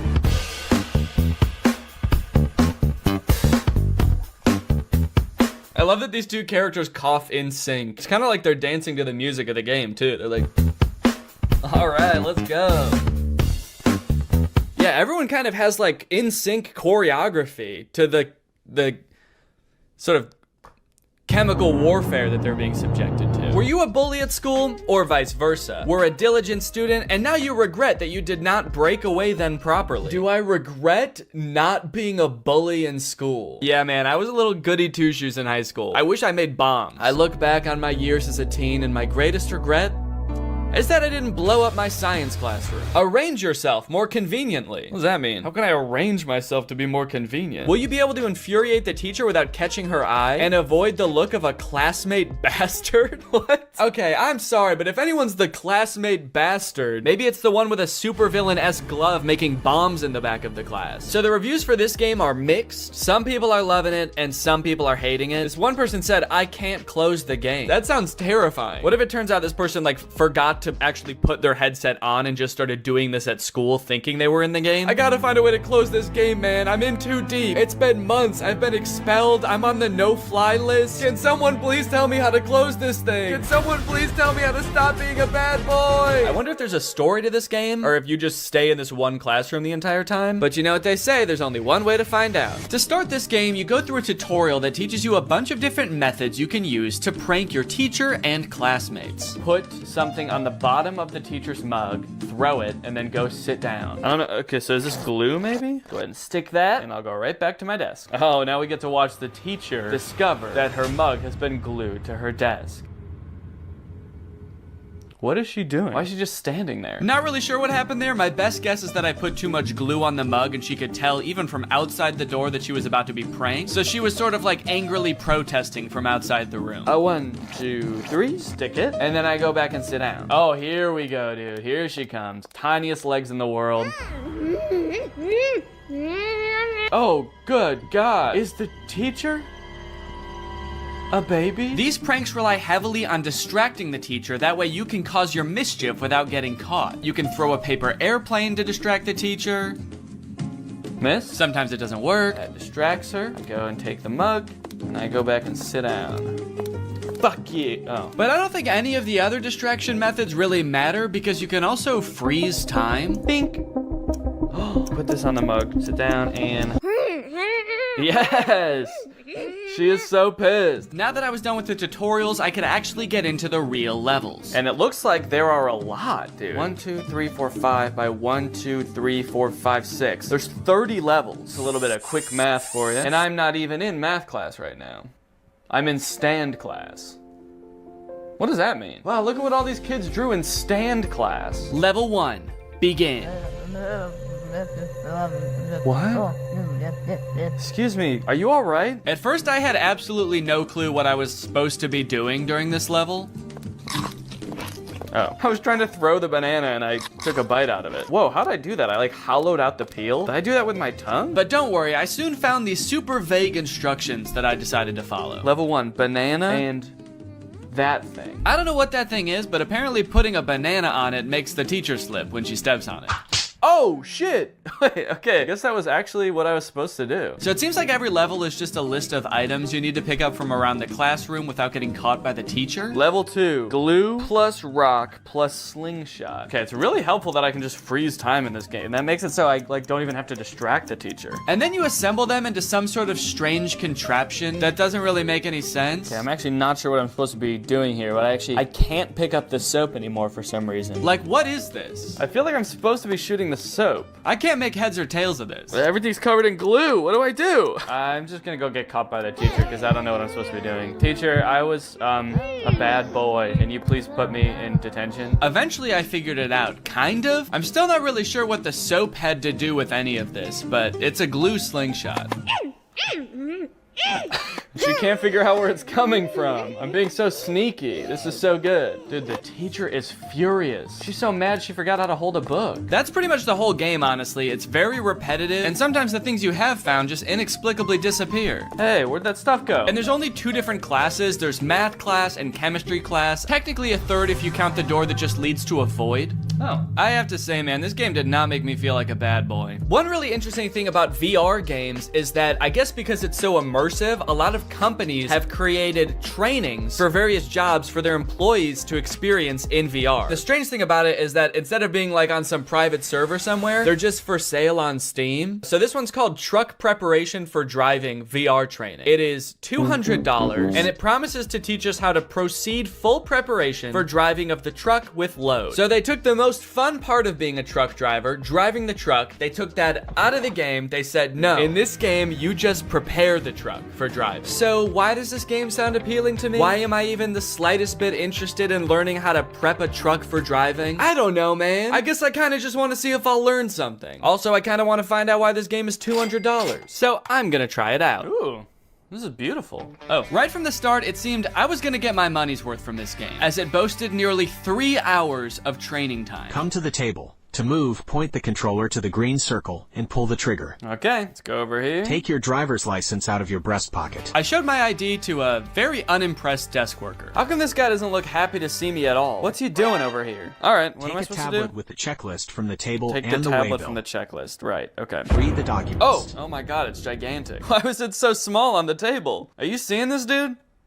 It's crazy. One thing I'm starting to notice about VR is I do not like how dull and lifeless the characters are in these worlds. Look at the mechanic I meet in the garage. Look at this guy. The uncanny valley of it all just gives you this deep, unsettling feeling that you can't shake. Take the car key from the mechanic. Then go to the cabin. So I will say everything up until this point seemed like pretty self-explanatory. Like I didn't need a state-of-the-art simulator to figure out how to walk up to a man and for him to hand me keys. And the graphics of this game are not very good. For $200, this is the most expensive game I've played so far, and these graphics suck. Also, I swear every time I look at that guy, he's like not wearing his helmet for a split second. Many of the tasks around the truck are making sure things are working properly or in good condition. And I started to realize that none of it is. This truck is in horrible condition. I'm starting to think this whole place is all torn up. This looks like a little tear here. This looks rusted out as well. When do I get to prep a good truck? Eventually, I realized I can kind of just speed run this whole checklist by assuming everything is in bad condition. Daytime running lights, no. Parking lights, no. Which was especially helpful because a lot of the things on this checklist were named incorrectly. You know what? This game is all wrong, man. I gotta say, this is actually pretty disappointing. Stop lamp? Safety belt? You mean seat belt? Fifth wheel coupling? I can only imagine what that is supposed to mean in real life. That's probably like the radio or something. Check for wheel chocks attached to the rear of the machine. What's a wheel chock? On the back of the machine. What machine? The truck? Is that the machine? Is he the machine? You got any wheel chocks back there, sir? Turn around, let me see. Let me see your wheel chocks. Suddenly, all of the UI and my ability to walk around disappeared, leaving my prospects of finding these so-called wheel chocks hopeless. I tried resetting the game to see if that would fix it, but the only thing that did was erase all of my progress. Prepare the truck for driving. Come to the table. To move, point the controller to... Okay, this one actually looks like it might be a little bit more entertaining. This one is called Airline Flight Attendant Simulator. Being a flight attendant actually does sound kind of interesting, so I am kind of curious to see what that entails. And the graphics on this one look a little better too. Passenger evacuation. Wait, why did I think this game was gonna be mostly like bringing people soda and like walking around and just doing safety checks? Okay, now this makes sense now that I think about it. This game is about what to do in case of an emergency if you're a flight attendant. So does the game start off with the plane immediately about to crash? Oh my god. Well, honestly, I kind of don't want to spoil this game too much for myself. I kind of just want to play it. Okay, this game consists of 4 levels and they get increasingly intense as you go. The first one is safety equipment check. It's not anything too crazy. You just walk around the plane looking in various compartments to make sure all of the required safety equipment is there. We need 20 child belts, but look, there's only 15 child belts. Guess some children aren't going to be joining us today. We're gonna have to strap them to the bottom of the plane. The next level is where things started to heat up. Literally. Oh, there's people on the plane now, dude. Hello, everyone. Welcome to my flight. Well, sir, welcome to my flight. I'm glad that everyone on this flight is an adult, not a single child on here. That's good because we are gonna be going down. You look familiar. Has anyone ever told you you look just like that guy? And has anyone furthermore told you that you look just like that guy? There's a series of steps you have to follow to a T in order to put out the fire correctly. And if you do any of them wrong or you don't do them quick enough, you fail. Ooh, whoa, cool. All right, I'm wearing the smoke. Oh. All right, that time I wasn't even goofing around. I was being dead serious that time. That's okay. We need to learn how to do this first, I guess, and then once I know how to do it, I'm gonna be able to speed through this lickety-split. And speed through it lickety-split I did. Once I had the instructions down, I was opening the door, I was extinguishing the fire, I was pouring water on it. What? Oh! Okay, yeah, I did fail that time. I forgot a few steps. The source of the fire hasn't been inspected, but I did eventually get it. How did I do? The source of the... What? Kind of. It's been inspected. Oh, it says mission passed anyway. Okay. Well, I'm pretty happy with that. I mean, who really needs to inspect the source of the fire at the end of the day? The passengers can do that. Okay, aircraft depressurization. This one I could not figure out, man. You're just standing around when suddenly the airplane depressurizes. You have to put on a mask. Ah! Okay.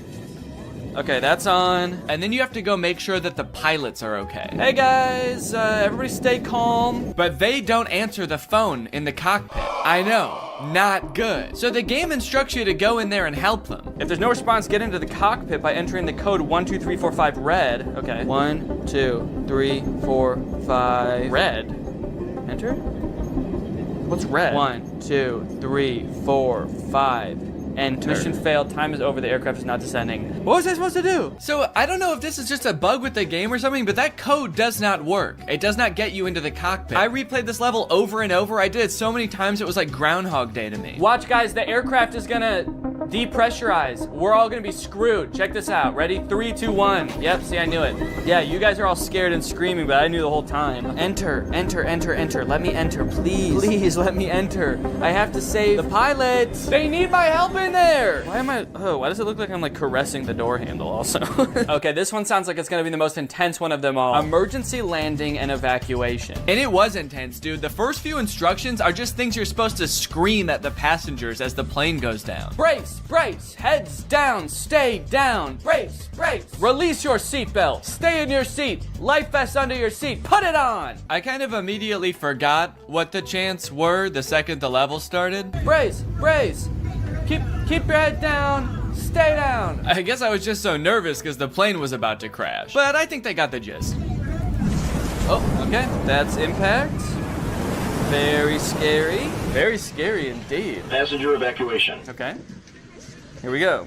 Next step. Release your seatbelt. Stay in your seat. Life vest under your seat. Put it on. Oh, they are. Okay. They all already have it on. Okay, so next. Now it was time to get everybody safely off the plane and into the ocean. Whoa, dude, this is crazy. Hey, guys, that's not. No, don't do that. I don't think you're supposed to do that. Are you? Isn't everyone supposed to get on this thing? Where are you going? We're in the ocean. Oh, shit. Oh, no. Okay, it's attached. I was like, I was just gonna float away and then, oh, hello. Got these two clones lined up, ready to go. Okay, right here. Oh, okay, there they all go. Wow, seems like they all really know how to do this. Has this happened to you guys before? Check the entire cabin for any passengers left inside. There better not be anybody still on this. Oh my God, dude, get up, get up. Inflate the life vest, get up, go.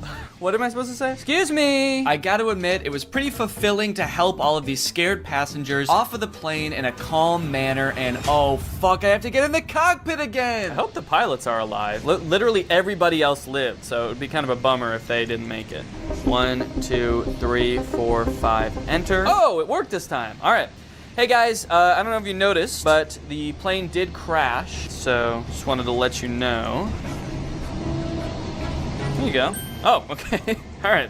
You're good? And you as well? Are you good? Oh, okay.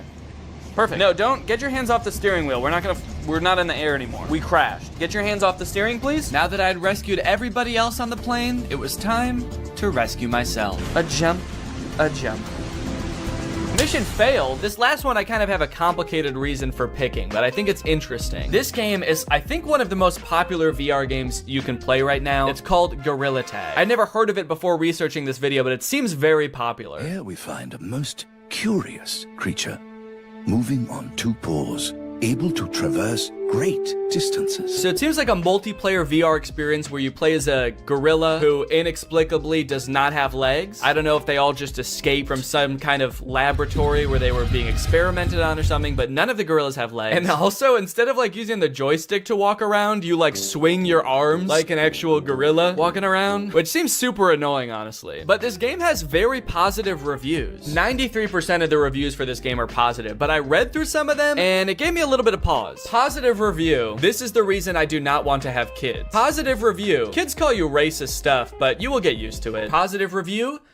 Dislocated my finger in real life. I think what I'm getting at here is that the game itself is well designed and fun to play, but because it's a multiplayer game, the other people on the app, being mostly children, make the game a terrible experience. At least I think that's the case, but I want to check it out for myself. Is this actually a good game, or do the clientele ruin it? You start out in a cave learning to walk as a gorilla for the first time. This walking mechanic is very annoying and would only continue to get more annoying as the game went on. Also, I'm not sure why the game is third person in this recording. When I was playing, I was in first person as the gorilla. So this is what a gorilla's hands look like. But as you emerge from the cave, you are greeted by hundreds of children. Oh. Never give up.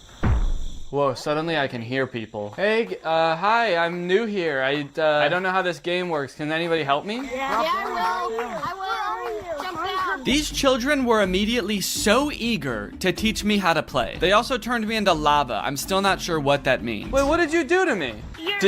They swarmed me like a pack of feral wolves and immediately started asking me questions and showing me how to do things. This is kind of overwhelming. Do you already know how to run? So you gotta run like diagonal to the ground like this. They wanted to show me how to run, how to throw balloons. They wanted to feed me hot dogs. Thank you. So hospitable, thank you. So overall, most of them were pretty nice. There was this one gorilla who kept asking me to change his color code in a very intimidating way. Did you take off my color code? What? Did you take off my color code? I don't know. don't know what that means. This guy was weird. He also made me do a bunch of tests to make sure I was really new and I wasn't just faking it. Press this right here. Ooh, hats. Press right here. Put on. Press right here. Put on. Okay, you're actually new. Oh, you thought I was razzing you? You thought I was messing with you? I wouldn't joke about that kind of thing. Do you want to know how a real man does it? Yeah, show us how a real man does it. Bro, a real man do it like this. Whoa! That's a real man. While I was being taught how a real man runs up a wall, I was told that the $1,000 Meta headset I bought to play all of these games was actually the worst possible one I could have used. For some reason, I feel like it's like my hand is just not sticking in the wall. What are you playing on, Oculus or Steam? On Steam with the Quest Pro. So you have about 85 hertz. Okay. So your hands are not as sticky as the Oculus players. Wait, what did you get? The Pro? Yeah, but I'm playing it on Definitely Steam. should've not bought that headset. What the hell, Steam? And Mark? My gaming setup is too good for Gorilla Tag? How fucked up is that? Once the Gorilla children had cooled down a bit and started to go back to doing their own thing, I asked my friend here if there was anything else to do in this game. Are there like mini games in this game, or like what is there to do? He decided he should take me under their wings / monkey arms and teach me their favorite game. Let's teach them how to play Monkey on the Shelf. Okay, let's go. Now jump on the computer. Okay. Now join code Joe Mama. Monkey on a Shelf is a don't touch the lava type game where you try to make it from one end of the room to the other without touching the floor. I kind of thought there would be mini games like programmed into this game, but there is no structure at all. They just like pick one monkey to watch and make sure people don't touch the floor. While we played, we got to talking about some of the negative things people had to say about this game. Are there a lot of racists in this game? The review said that like it was just a bunch of racist little kids. Yes. Yeah, there are. There are. Did they get banned? These sometimes. Before I knew it, it was time for me to log off. All right, guys, I gotta go. But can I just say? Nice knowing you. Can I just say thank you guys for taking me under your wing and teaching me how to play this game. I couldn't have done it without you. Thank you guys. You're welcome. You guys are the coolest monkeys I've ever met. Yep. All right, bye. Well, Greg, there you have it. The world of VR is a magical and mysterious place that I am proud to have explored here with you today. If you have any other games you want me to check out, let me know. If you're not subscribed yet, make sure you subscribe and turn on my notifications to join Greg. Otherwise, go ahead and check out another video right here, and I'll see you guys in the next one. Bye-bye. Life as a new dad is pretty good. Rocking my baby to sleep, watching him crawl for the first time, and there's so much to look forward to. Like finding out what kind of TikTok dad I'm gonna become. There's so many types of dads on TikTok. You got Frog Dad. I could be like Addison Rae's dad, begging Young Gravy to box him. One thing's for sure, whatever kind of dad I become, I'm excited to do it on TikTok. Wait, what is this?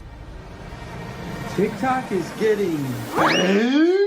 Guys, TikTok might get deleted in the US forever in a few months, so I either need to move countries or fulfill my dream of becoming a TikTok dad now. Luckily, over the years, I've gathered a pretty choice list of dad talks, and today I'm going to watch them, and then I'm going to become them by recreating them. So let's take another look at that Addison Rae's dad TikTok. Can I get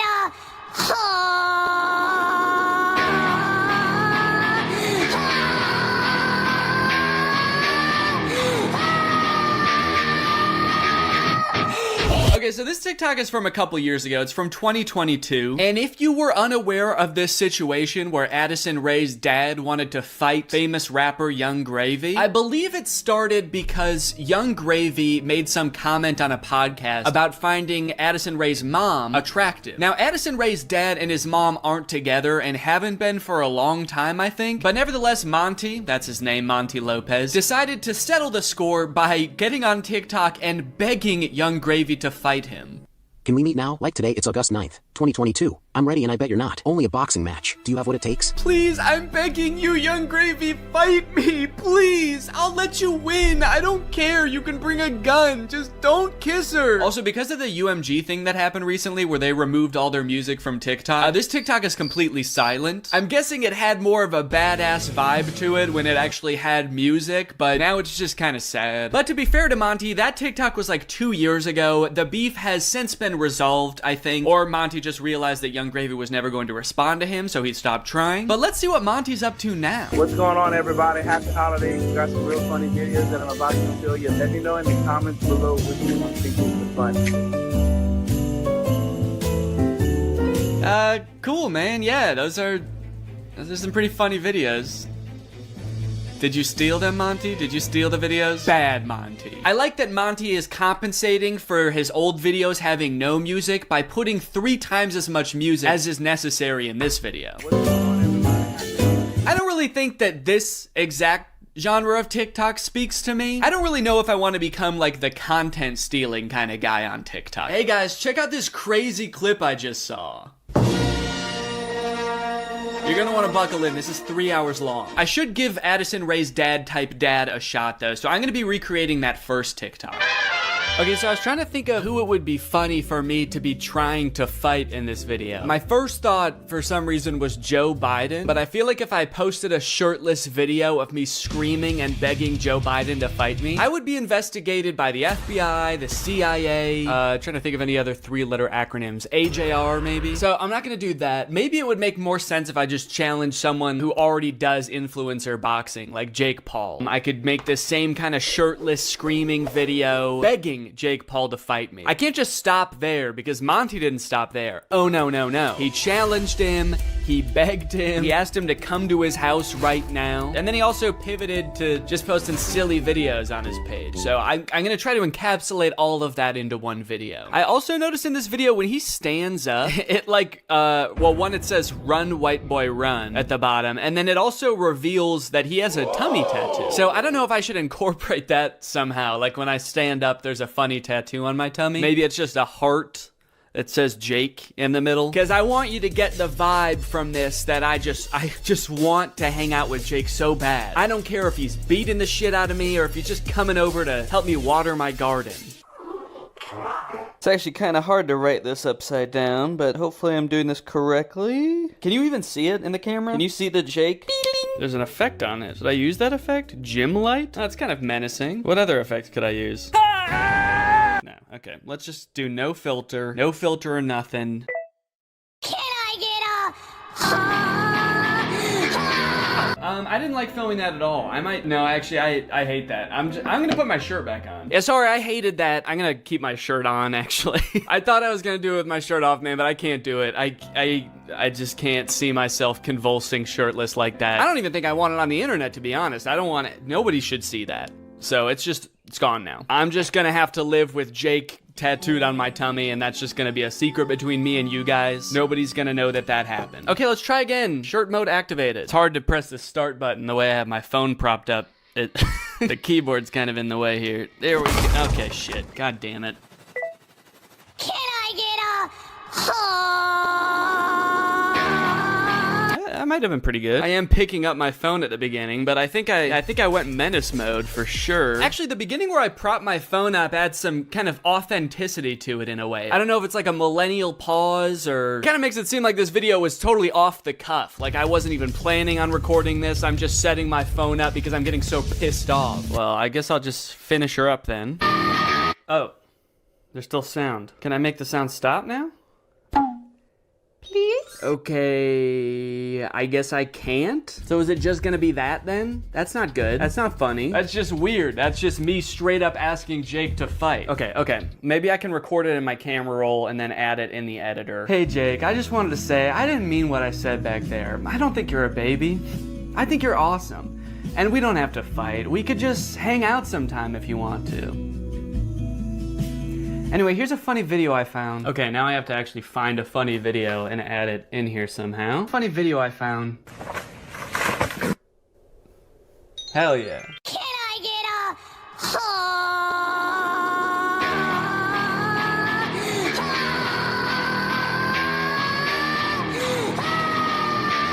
Hey Jake, I just wanted to say, I didn't mean what I said back there. I don't think you're a baby. I think you're awesome. And we don't have to fight. We could just hang out sometime if you want to. Anyway, here's a funny video I found. Yeah, I think it's perfect. And I think it's ready to post, and I'm worried at all about what people will think when I post this. So I think after I create all the TikToks, we can take a look at some of the responses to them. Okay, next TikTok. My daughter being in a toxic relationship, hashtag POV, a pack sticks up for each other. One of my favorite things about this TikTok is how many people show up. I thought it was just gonna be the dad at first, but then more and more characters keep coming in. It kind of makes the dad seem a little less badass. Like, no wonder the boyfriend's scared. He is severely outnumbered. I also love how the uncle comes into frame by touching the brother's shoulder, but it's obviously just his own hand touching his own shoulder. You know you're in for trouble when you feel your uncle tap your shoulder. You know how uncles do? Now, the weird thing about this one is that I actually don't know if this guy has kids. I actually don't think he does, but I do still think that there's something we can take away from this video. The whole concept of a pack sticking together. Oh, are they wolves? Oh, I think they're werewolves, and that's why it says a pack sticks up for each other. And that's why all their eyes turn blue, this horrifying shade of blue, and the dad has on a wolf necklace. So they must be wolves. They've got wolf eyes. Wolves have blue eyes, right? Oh, wait. They don't. Wolves have brown eyes, it looks like. I must be thinking of huskies. Oh yeah, huskies have blue eyes. Are they huskies? Leave her alone, buddy. Unless you want to get strapped to a sled and pulled very fast over a great distance. If this happened in real life, do you think that the boyfriend would even hear the dad? He's screaming and the dad is whispering. He has a few other TikToks where he plays the role of a dad navigating a kind of tricky situation with his daughter. I guess this genre is just fantasizing about having like a teenage child and something awkward or scary happening with that child. And also you have to look really badass and you do have to be part dog. Got it, can do. Before I film this one, I actually have a much more important POV I need to film first. POV, that moment when you're sponsored by Opera. Opera makes other browsers look like that evil boy in that last TikTok.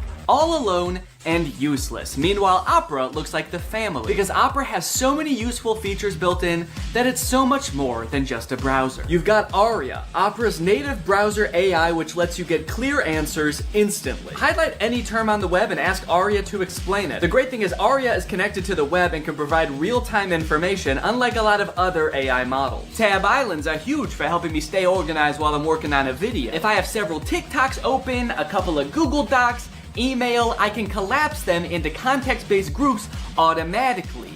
I don't know what accent this is supposed to be. One thing I didn't even realize I needed until I got Opera was a built-in ad blocker. It makes articles look so much more clean, which actually makes my videos look better, because when I screen record an article, there's not distracting ads all over the place. And it's super easy to turn on with just one click. If you're working on multiple projects at once, you can create entirely separate workspaces that you can switch between easily using customizable buttons on the sidebar. I don't like having a ton of browser windows open at the same time. It's super distracting and hard to sort through. So in my opinion, this is a much better solution. So if you want to check out Opera, then use my link below to download Opera today. Thanks to Opera for sponsoring this video, and thank you to you guys for checking out Opera. Now let's film this TikTok. Okay, so I've been thinking a lot about how I could make this TikTok kind of my own, you know? Take everything I like about the toxic daughter boyfriend TikTok and amplify it. So first thing we're gonna do is the amount of family that shows up. I liked how much it was in the first video. We're gonna double it. We're just gonna have a ton of people show up. We're gonna have the dad, of course, the brother,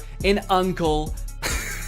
Uncle's here! A second cousin, a third niece, maybe. Also, I think instead of like a toxic boyfriend, the daughter's just gonna be getting mugged. I think that would elevate the stakes a little bit higher. And then, you know, in the original TikTok, they didn't even turn into werewolves. Their eyes just turned blue, which, granted, that would be very scary if that happened to you, but I feel like they were trying to get at something there, but they didn't quite get there. So, in my TikTok, they're gonna actually turn into animals because there's filters on the TikTok that can turn you into animals. So that's what I'm gonna do.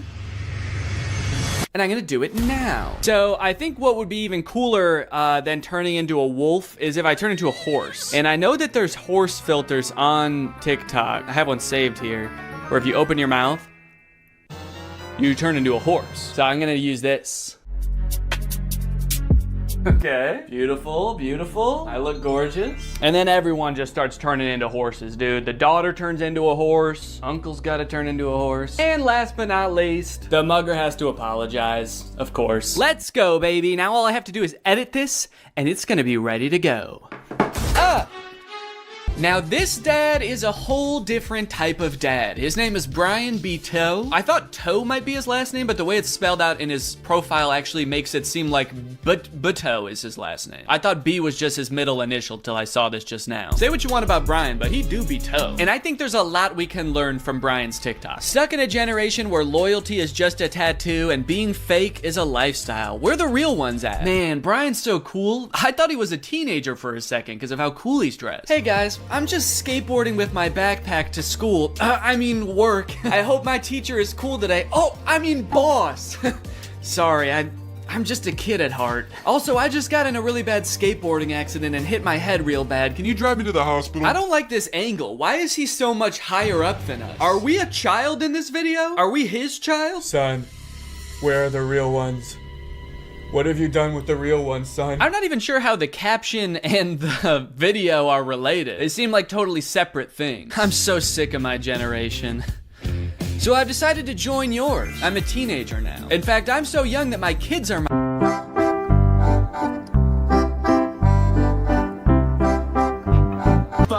All right. Now, obviously, I don't like this video. I don't like it one bit. But I'm mature enough to realize that I'm not the target demographic for this video. This video is for MILFs. And I'm not a MILF. I'm at most a DIL. I'm just a dad you would like. And the MILFs in the comments are loving it. Yes, you still got it. Where you been all my life? Damn, my kind of guy. More power to him, I guess. The one thing that I can't get over is the setting in which he's making this video. Are you in public? It looks like he's just in the lobby of a hotel making the absolute thirstiest video I've ever seen. You need to get to your room ASAP, dude. You are too horny to be in public. I like this guy in the background. The second he realizes he's in this video, he steps out of frame because he's like, oop, I can't be in this. Oop, get me out of here. This guy's too horny. The caption is still got it, which is a little confusing to me because usually you would say that about something you used to do when you were young. Brian, did you used to do this when you were young? They didn't have iPhones back then. Who were you doing this to, man? The reason so many people are single and not in relationships today is because we're looking for that 90s love in a 2023's hookup culture. Tell me I'm wrong. Yeah, man, that's fine. Where are you? What's going on in the background here? I'm looking for that 90s love. The kind of girl that doesn't just want to hook up, but wants to go on a date to the giant dirt pile in town. I love that dirt pile.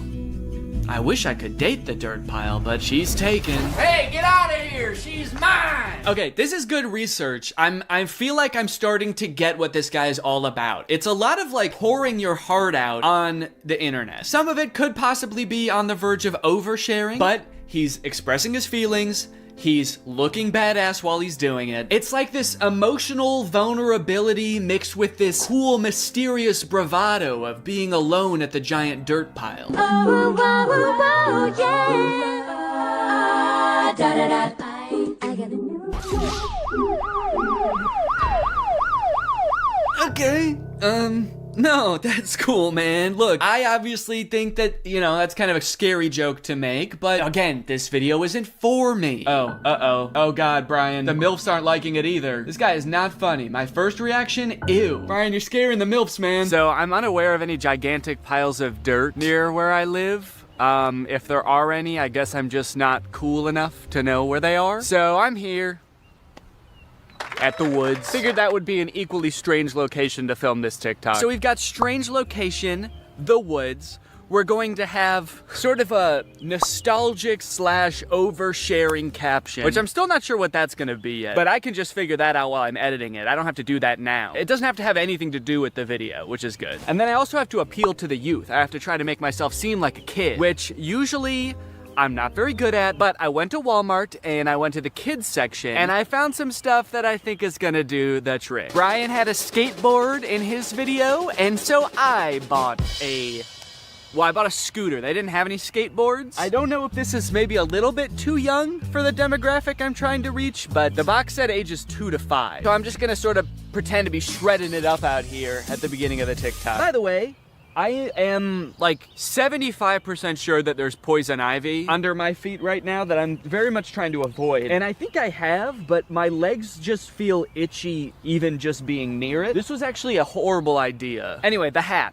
It says Fortnite on it. Can you see that? It says Fortnite on it. I found it at Walmart in the little boys section, and I thought, oh my gosh, this is perfect. This is gonna appeal to all the kids. So I've got my scooter, I've got my Fortnite, and I'm ready to have some fun. Let's film a TikTok. Okay, I think I'll just pretend to be ripping it up over here, and then I walk towards the camera, all cool. I for sure stepped in the poison ivy that time. Very cool. Why does this hat make me look like a pilgrim? It's like such a flat brim hat that it's gone past looking cool and gone towards looking like a full-on pilgrim hat. I am a Fortnite pilgrim.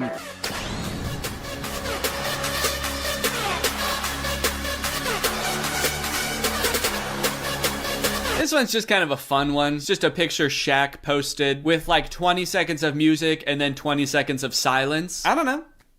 Could be the move.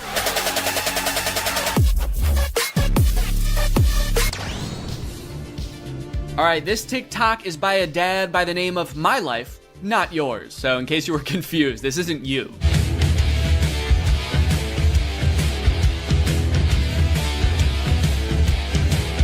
Yes, dude, thank you. This is the kind of energy I'm looking for. When your kids need you, you drop everything. And you don't walk, you don't run, you don't even drive. You jump through the air like a giant bunny and you land right where they are. I guess we don't see where he lands. It would be kind of funny if it like cut to a reverse angle and he just landed at the bar. But one TikTok in, I am liking this guy's style.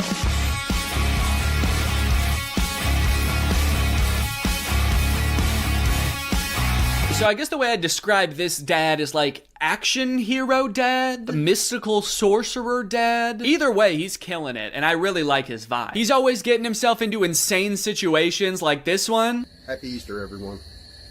So funny about how nonchalantly he says Happy Easter and then teleports himself into the UFO and kamikazes himself. Like, did he know that was gonna happen? Based on how chill he was, I kind of feel like he didn't. Happy Easter, guys. Oh, what the fuck is happening? What the fuck? Ah! You know, I started watching this guy because he mentioned his kids, and I was like, oh, cool, dad content. But in hindsight, he actually doesn't mention his kids very often. So I guess they don't need help that often, because that's the only reason he mentioned them in the first video. He's actually kind of got a lot of other shit going on. He's always defending the Earth from some kind of cosmic threat, it seems. And after all these TikToks where he's harnessing magical powers and defending the Earth, you'd think that his kids would have some pretty nice stuff to say about him, right? You'd think they'd be pretty grateful, huh? Wrong. As dads, you know, we give and we give, but are we ever truly appreciated? No. My 7-month-old baby did the same thing to me. I was floating around in the spirit realm